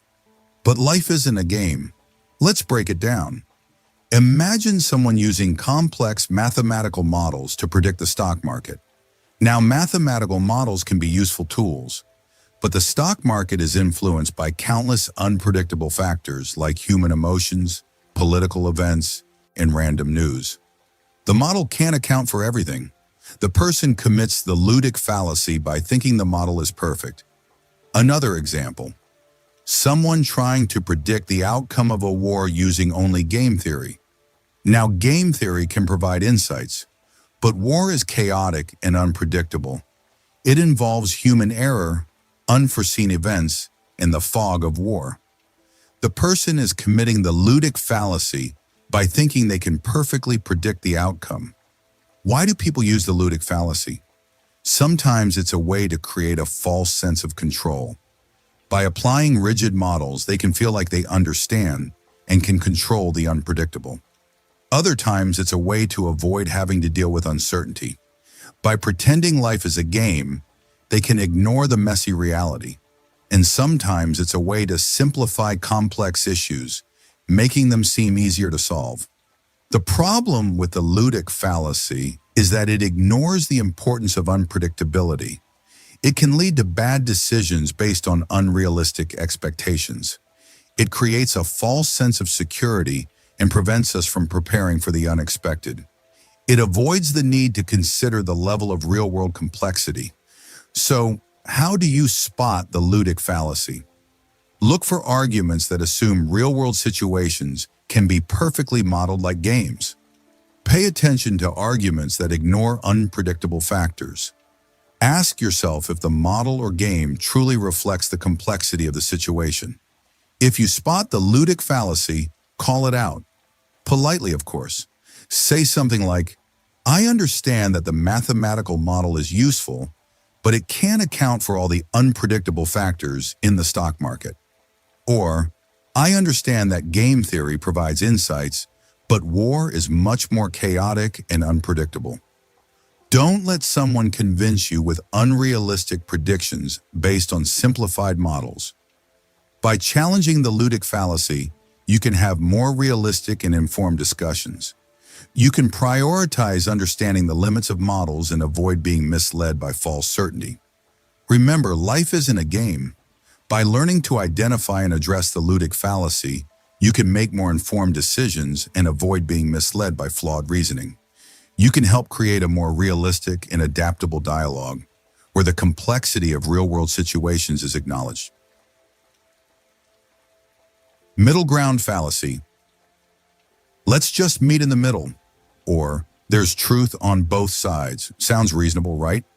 But sometimes settling for the middle ground isn't the best solution. That's where the middle ground fallacy comes in. It's like this. Someone argues that the compromise between two extremes is always the correct answer. They're essentially saying the truth must lie somewhere in between. But just because something is in the middle doesn't mean it's right. Let's break it down. Imagine a debate about whether the earth is flat or round. Someone argues that the earth is flat, and someone else argues that it's a perfect sphere. Someone using the middle ground fallacy might say, the earth must be a flat circle. But that's not true. The earth is an oblate spheroid. The middle ground isn't always the correct answer. Another example, a politician proposes a tax cut of 50%, and another proposes a tax increase of 50%. Someone using the middle ground fallacy might say, let's just keep taxes the same. But that might not be the best solution. The correct answer depends on the specific economic situation. The middle ground isn't always the optimal solution. Why do people use the middle ground fallacy? Sometimes it's a way to avoid conflict. By suggesting a compromise, they can make it seem like they're being reasonable. Other times, it's a way to simplify complex issues. By assuming that the middle ground is always correct, they can avoid having to do their own research. And sometimes it's a way to appear neutral or unbiased. The problem with the middle ground fallacy is that it ignores the importance of evidence and critical thinking. Just because something is in the middle doesn't mean it's the best option. It can lead to bad decisions and suboptimal outcomes. It assumes that both extremes are equally valid, which is often not the case. So how do you spot a middle ground fallacy? Look for arguments that automatically assume the compromise is the correct answer. Pay attention to arguments that avoid discussing the merits of each side. Ask yourself if the middle ground is actually supported by evidence. If you spot a middle ground fallacy, call it out. Politely, of course.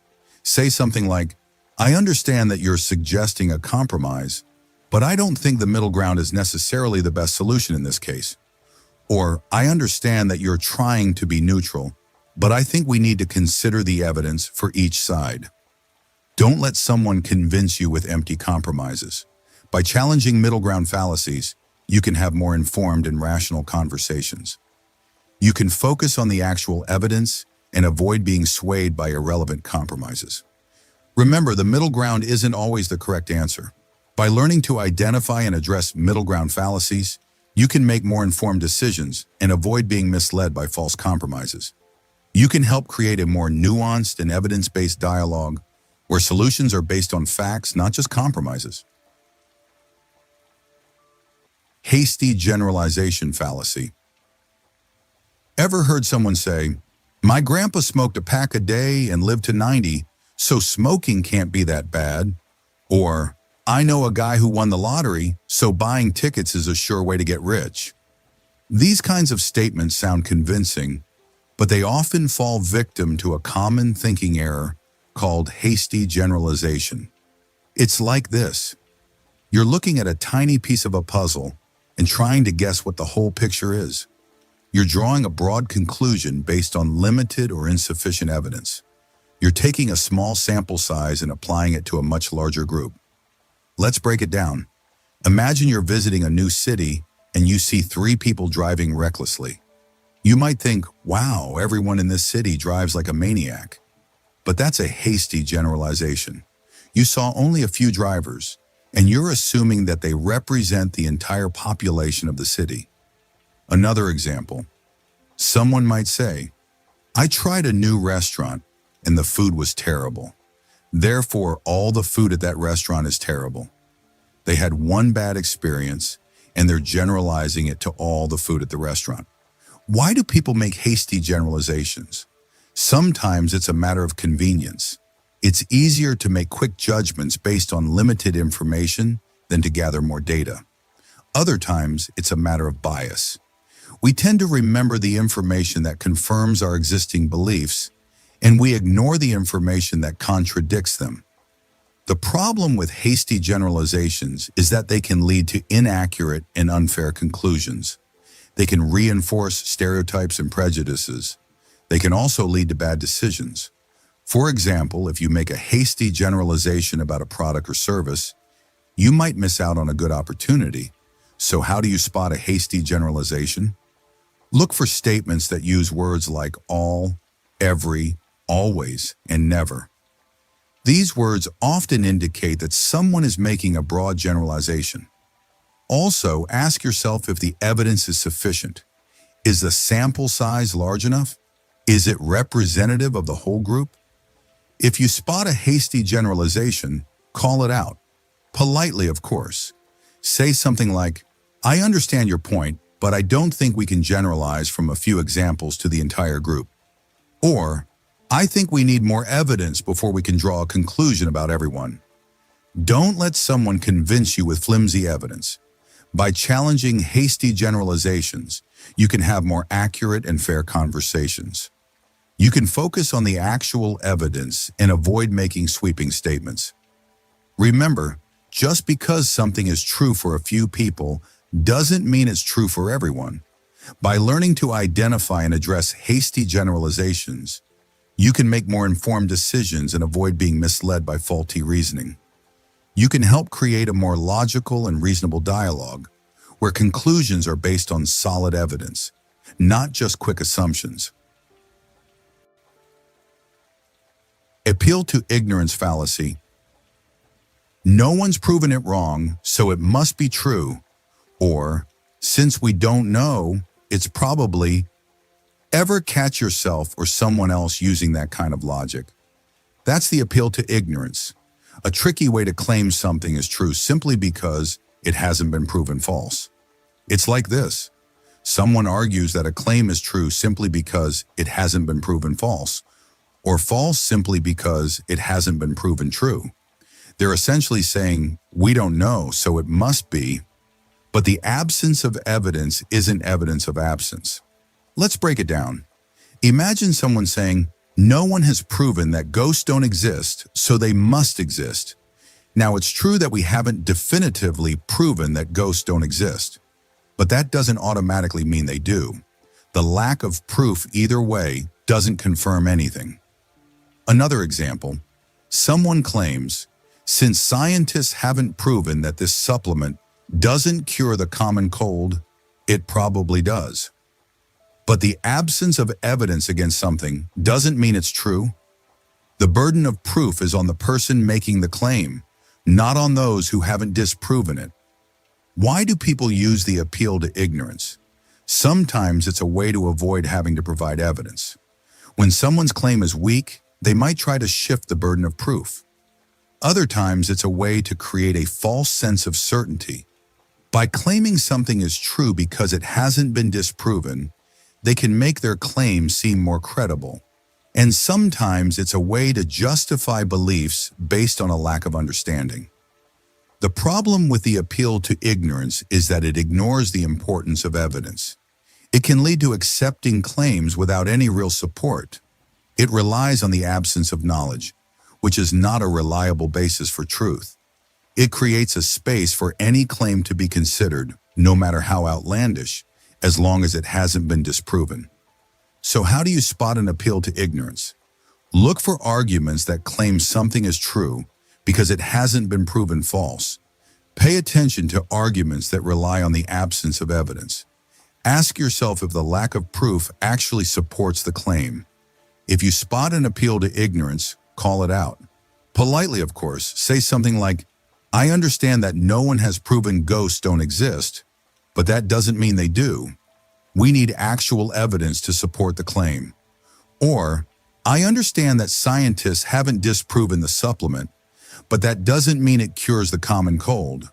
The burden of proof is on the person making the claim. Don't let someone convince you with empty claims. By challenging appeals to ignorance, you can have more logical and informed discussions. You can focus on the actual evidence and avoid being misled by irrelevant absences. Remember, the absence of evidence isn't evidence of absence. By learning to identify and address appeals to ignorance, You can make more informed decisions and avoid being misled by flawed reasoning. You can help create a more logical and evidence-based dialogue where claims are supported by facts, not just the lack of counter-evidence. Fallacy. You used a fallacy, so your whole argument is wrong. Sounds like a slam dunk, right? But hold on a second. Just because someone uses a fallacy doesn't mean their conclusion is automatically false. That's where the fallacy comes in. It's like this. Someone assumes that because an argument contains a fallacy, the conclusion of the argument must be wrong.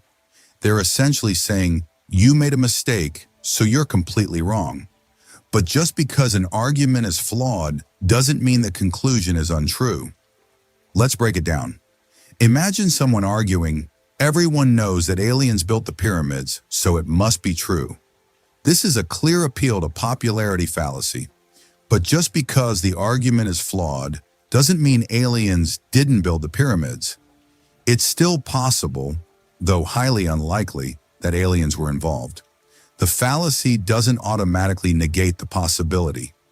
Another example. Someone argues, my grandpa smoked a pack a day and lived to 90, so smoking isn't that bad. This is a hasty generalization fallacy. But just because the argument is flawed doesn't mean smoking is good for you. Smoking is still harmful, even if someone had an unusual experience. Why do people fall for the fallacy? Sometimes it's a way to shut down debate. By pointing out a fallacy, they can make it seem like they've won the argument. Other times it's a matter of oversimplification. They might assume that logical perfection is required for a conclusion to be true. And sometimes it's a way to feel superior, like they've caught someone in a trap.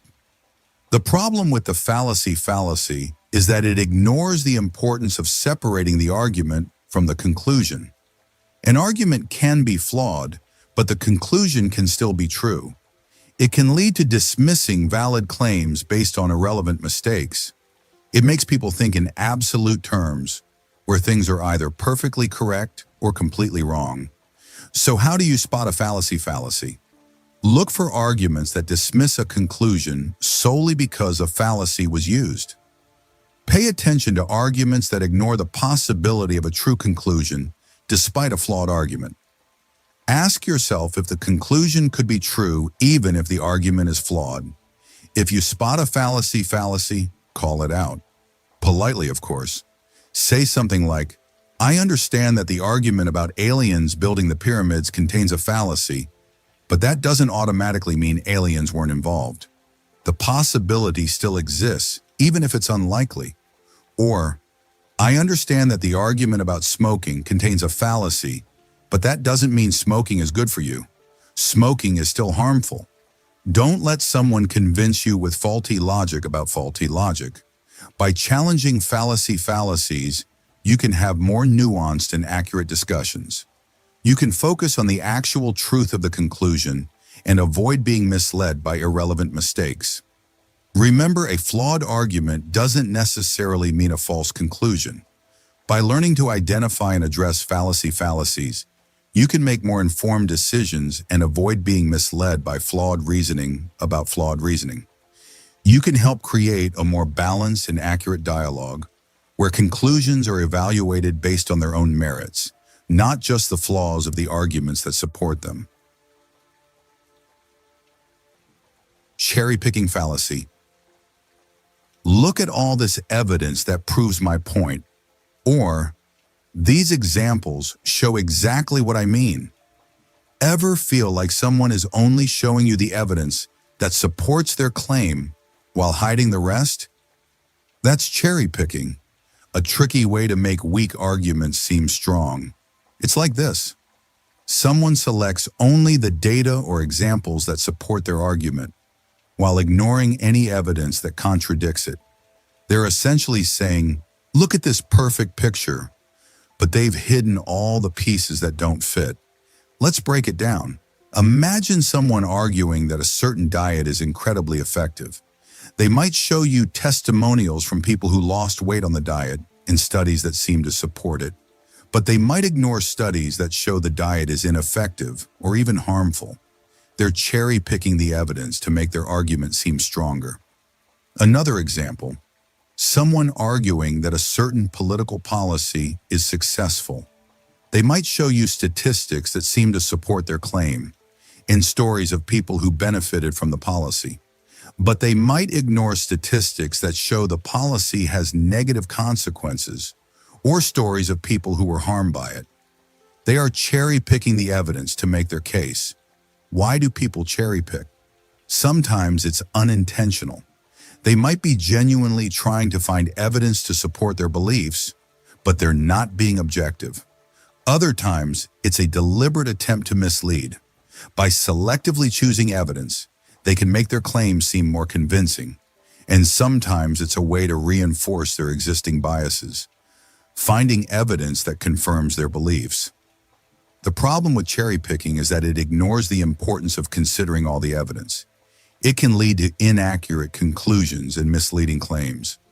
It creates a false sense of certainty and prevents meaningful understanding. It avoids the need to consider the level of counter-evidence. So how do you spot cherry-picking? Look for arguments that selectively use evidence to support a claim. Pay attention to arguments that ignore evidence that contradicts the claim. Ask yourself if the person is considering all the relevant evidence. If you spot cherry-picking, call it out. Politely, of course. Say something like, "I understand that you've shown me examples of people who lost weight on the diet, but are there any studies that show it's ineffective or harmful?" Or, "I understand that you've shown me statistics that support the policy, but are there any statistics that show it has negative consequences?" Don't let someone convince you with selective evidence. By challenging cherry-picking, you can have more accurate and informed discussions. You can prioritize considering all the evidence and avoid being misled by misleading claims. Remember, evidence needs to be considered in its entirety. By learning to identify and address cherry-picking, you can make more informed decisions and avoid being misled by flawed reasoning. You can help create a more honest and objective dialogue where claims are supported by all relevant evidence, not just selected pieces. Tone policing fallacy. That's not how you should say that. Or, your tone is the real problem here. Ever been criticized for how you say something instead of what you're actually saying? That's tone policing, a tricky way to distract from the real issue. It's like this. Someone focuses on the tone of your message rather than its content to dismiss or invalidate your argument. They're essentially saying, your feelings are showing, so you're wrong. But how you say something doesn't change whether what you're saying is true. Let's break it down. Imagine someone expressing frustration about a social injustice. Someone using tone policing might respond, "You're being too emotional. If you were calmer, people would listen to you." They avoid addressing the actual injustice and instead focus on the person's tone. They imply that the message is invalid because of how it's delivered. Another example, someone criticizes a policy that they feel is harmful. Someone using tone policing might respond, "Your language is too aggressive. You need to be more respectful." Again, they avoid discussing the policy's merits and instead focus on the person's choice of words. They make it seem like the delivery is the problem, not the message. Why do people use tone policing? Sometimes it's a way to avoid uncomfortable conversations. By focusing on tone, they can avoid having to engage with difficult issues. Other times, it's a way to silence marginalized voices. By criticizing their tone, they can make them feel like their concerns are invalid. And sometimes it's a way to assert power and control. By dictating how someone should express themselves, they can maintain a sense of dominance. The problem with tone policing is that it distracts from the real issues. It ignores the importance of addressing substantive concerns. It can silence important voices and prevent meaningful dialogue. It prioritizes politeness over addressing injustice. So how do you spot tone policing? Look for arguments that focus on the tone of a message, rather than its content. Pay attention to arguments that dismiss valid concerns based on how they're expressed. Ask yourself if the person is actually addressing the issue at hand. If you spot tone policing, call it out. Politely, of course. Say something like, "I understand that you find my tone emotional, but let's focus on the actual issue of social injustice." Or, "I understand that you think my language is aggressive, but let's discuss the harmful policy." Don't let someone convince you with irrelevant criticisms of tone. By challenging tone policing, you can have more productive and focused discussions. You can prioritize addressing substantive concerns and avoid being sidetracked by irrelevant criticisms. Remember, how you say something doesn't change whether what you're saying is true. By learning to identify and address tone policing, you can make more informed decisions and avoid being misled by flawed reasoning. You can help create a more honest and focused dialogue where concerns are addressed, not silenced. Slippery slope fallacy. Okay, picture this. You're worried about rising gas prices. Someone says, "If we let gas prices go up now, next thing you know, we'll be riding horses to work. Then no one will be able to afford food, and society will collapse." Whoa, hold on a second. How did we go from gas prices to societal collapse? That, my friends, is a classic example of a slippery slope fallacy. It's like this. Someone argues that if we take one small step, it will inevitably lead to a chain of increasingly disastrous consequences. They're basically saying, if A happens, then B will happen, then C, then D, and so on, until we reach Z, which is terrible. They skip over all the logical steps in between, assuming that each step will automatically lead to the next. Let's break it down with another example. Imagine a debate about school uniforms. Someone argues, if we allow students to wear school uniforms, they'll lose their individuality. Then they'll become mindless robots, and eventually we'll have a totalitarian state. See how they jumped from uniforms to totalitarianism? They didn't explain how or why one leads to the other. They just assumed it would happen. The slippery slope fallacy is often used to create fear and alarm. It makes it sound like even small changes will have catastrophic results. It's a way to shut down debate and prevent any change from happening. It's a tool that amplifies potential negative outcomes while ignoring any potential positive ones. Why do people use this fallacy? Sometimes it's a genuine fear of the unknown. They might be worried about the unintended consequences of a decision. Other times, it's a deliberate attempt to manipulate others. By exaggerating the potential risks, they can make their opponents seem unreasonable or reckless. The problem with the slippery slope is that it ignores the complexity of real-world situations. It assumes that events are predetermined and that there's no way to stop the chain reaction once it starts. But in reality, there are many factors that can influence the outcome of a decision. Just because one thing happens doesn't mean that everything else will automatically follow. So how do you recognize a slippery slope? Look for arguments that jump from one extreme to another without providing any logical connections. Pay attention to words like inevitably, automatically, and always. These words often indicate that someone is making a slippery slope argument. If you spot a slippery slope, call it out. Politely, of course, and say something like, "I understand your concern, but I don't see how allowing school uniforms will inevitably lead to a totalitarian state. Can you explain the steps in between?" Or, "I think you're exaggerating the potential consequences. We need to consider the evidence, not just the worst-case scenario." Don't let someone scare you with exaggerated predictions. By challenging slippery slope arguments, you can have more rational and productive conversations. You can focus on the actual evidence and the real-world consequences of a decision. Remember, just because one thing might happen doesn't mean that everything else will automatically follow. By learning to identify and address slippery slope fallacies, you can make more informed decisions and avoid being manipulated by fear. You can help create a more balanced and reasonable dialogue where actual risks and benefits are weighed carefully. Circumstantial adhomonym fallacy. You're only saying that because of your situation, or you're biased because of your background. Ever feel like your arguments are being dismissed because of who you are, rather than what you're saying? That's the circumstantial adhomonym, a tricky way to attack the person, not the point. It's like this.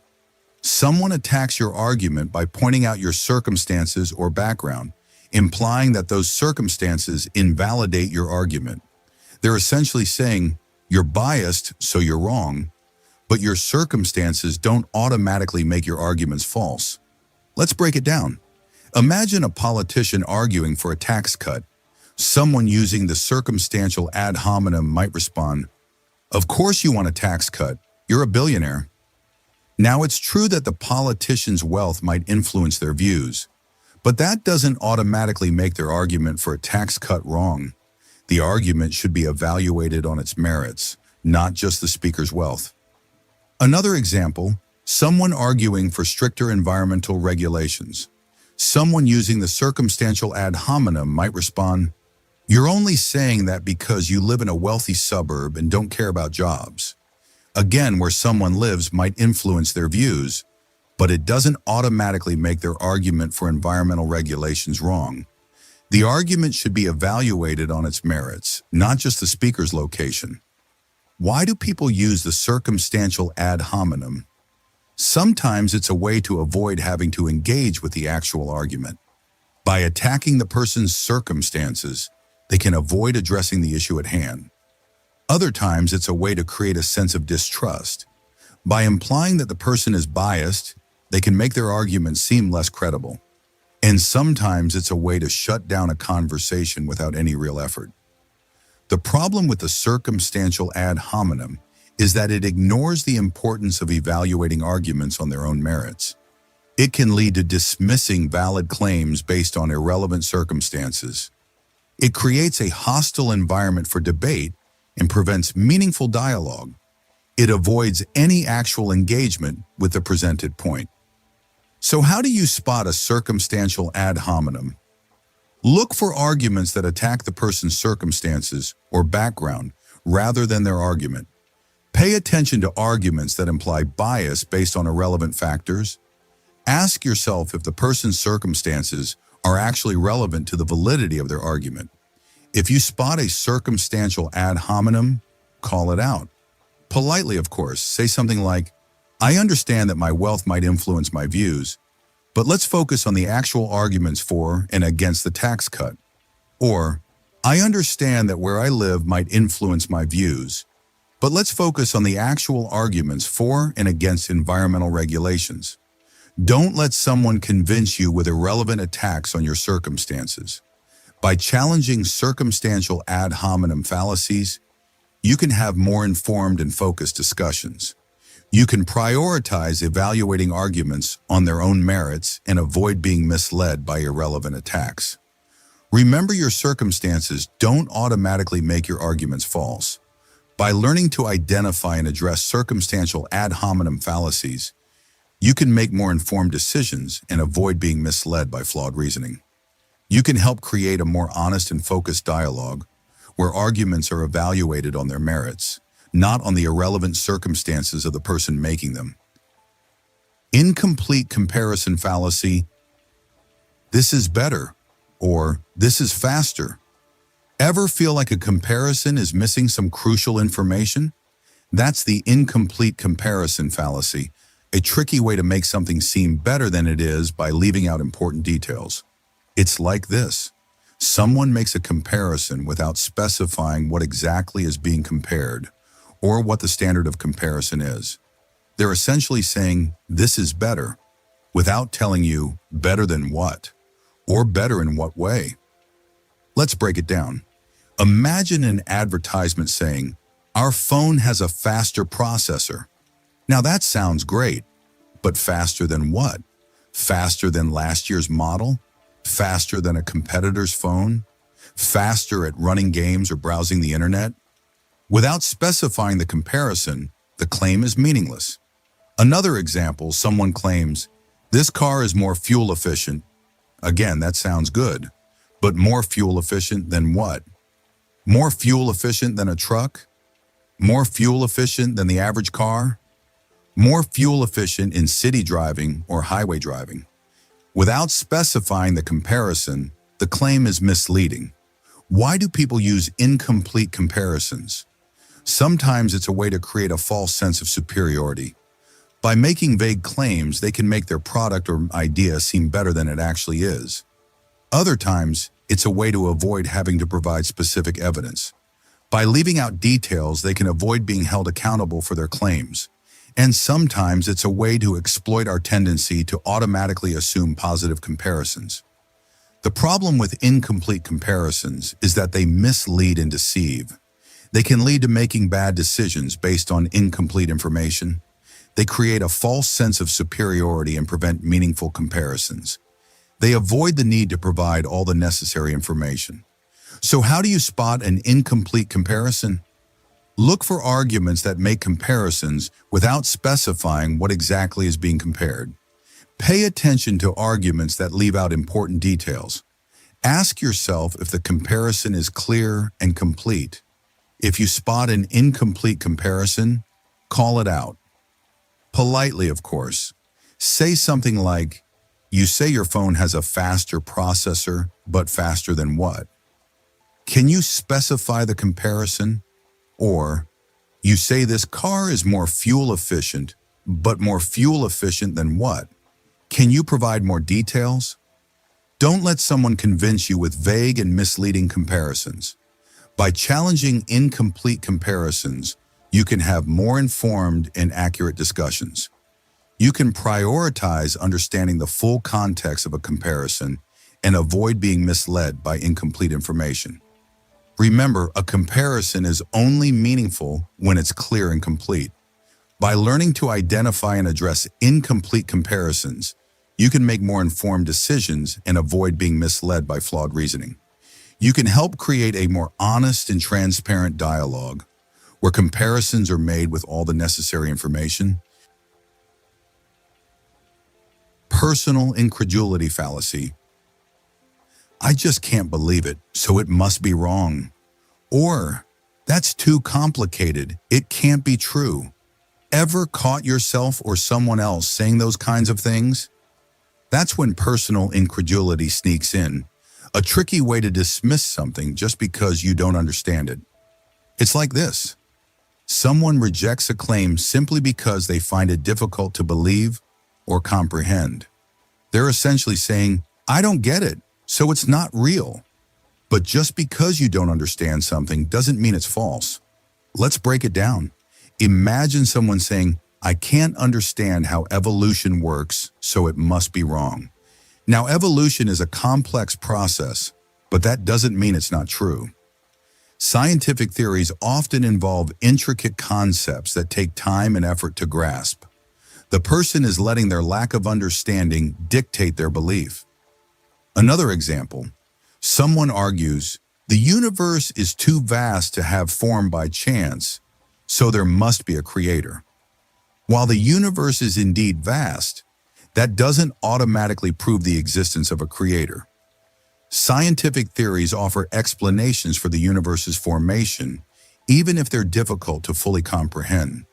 The person is letting their personal sense of awe and confusion replace an objective analysis. Why do people use personal incredulity? Sometimes it's a way to avoid cognitive dissonance. When faced with information that challenges their worldview, they might dismiss it to maintain their existing beliefs. Other times, it's a way to avoid intellectual effort.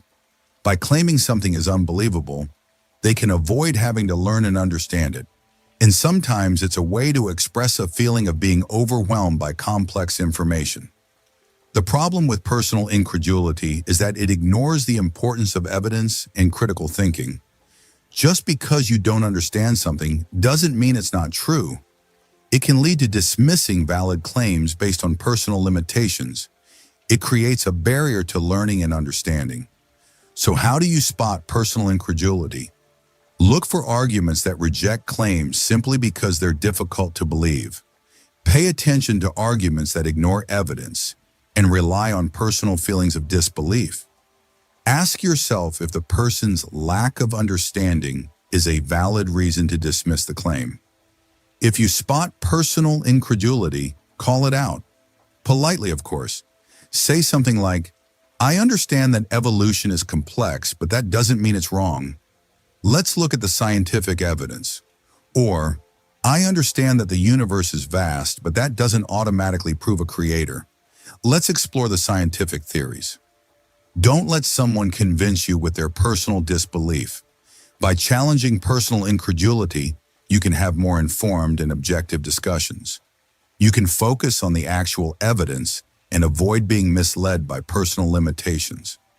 Remember, your understanding doesn't determine reality. By learning to identify and address personal incredulity, you can make more informed decisions and avoid being misled by flawed reasoning. You can help create a more open and curious dialogue where claims are evaluated based on evidence, not just personal feelings of disbelief. Entitled to my opinion fallacy. I'm entitled to my opinion. Or, everyone has their own truth. Ever feel like someone is using their right to an opinion as a shield against any challenge? That's the entitled to my opinion fallacy, a tricky way to avoid defending your views. It's like this. Someone claims that their opinion is immune to criticism simply because it's their opinion. They're essentially saying, I can believe whatever I want and you can't say anything about it. But while everyone is entitled to their opinions, not all opinions are equally valid. Let's break it down. Imagine someone saying, I believe the earth is flat and I'm entitled to my opinion. Now, while they are entitled to that belief, that doesn't make it true. There's overwhelming scientific evidence that the earth is a sphere. Simply stating an opinion doesn't make it factual. Another example, someone argues, I think vaccines cause autism and I'm entitled to my opinion. Again, they are entitled to that belief. However, that belief is harmful because it contradicts scientific consensus and can lead to dangerous decisions. The entitled to my opinion phrase doesn't exempt them from the responsibility to be well informed. Why do people use the entitled to my opinion fallacy? Sometimes it's a way to avoid having to defend their beliefs. By claiming their opinion is untouchable, they can avoid having to provide evidence or reasoning. Other times it's a way to assert intellectual superiority. By implying their opinion is beyond criticism, they can make themselves feel more powerful. And sometimes it's a way to shut down a conversation without any real effort. The problem with the entitled to my opinion fallacy is that it confuses the right to have an opinion with the validity of that opinion. It can lead to accepting false or harmful beliefs without any critical evaluation. It creates a barrier to meaningful dialogue and prevents the exchange of ideas. It avoids the need to engage with actual facts. So how do you spot the entitled to my opinion fallacy? Look for arguments that claim an opinion is immune to criticism. Pay attention to arguments that avoid providing evidence or reasoning. Ask yourself if the opinion is based on facts or just personal feelings. If you spot the entitled to my opinion fallacy, call it out. Politely, of course. Say something like, I understand that you have that opinion, but that doesn't mean it's true. Let's look at the evidence that supports or contradicts your belief. Or, I understand that you're entitled to your opinion, but that doesn't mean it's immune to criticism. Let's discuss the reasoning behind your belief. Don't let someone convince you with empty claims of entitlement. By challenging the entitled to my opinion fallacy, you can have more informed and productive discussions. You can prioritize evaluating beliefs based on evidence and avoid being misled by irrelevant claims of entitlement. Remember, everyone is entitled to their opinions, but not all opinions are equally valid. By learning to identify and address the entitled to my opinion fallacy, you can make more informed decisions and avoid being misled by flawed reasoning. You can help create a more honest and evidence-based dialogue where beliefs are evaluated based on facts, not just personal feelings.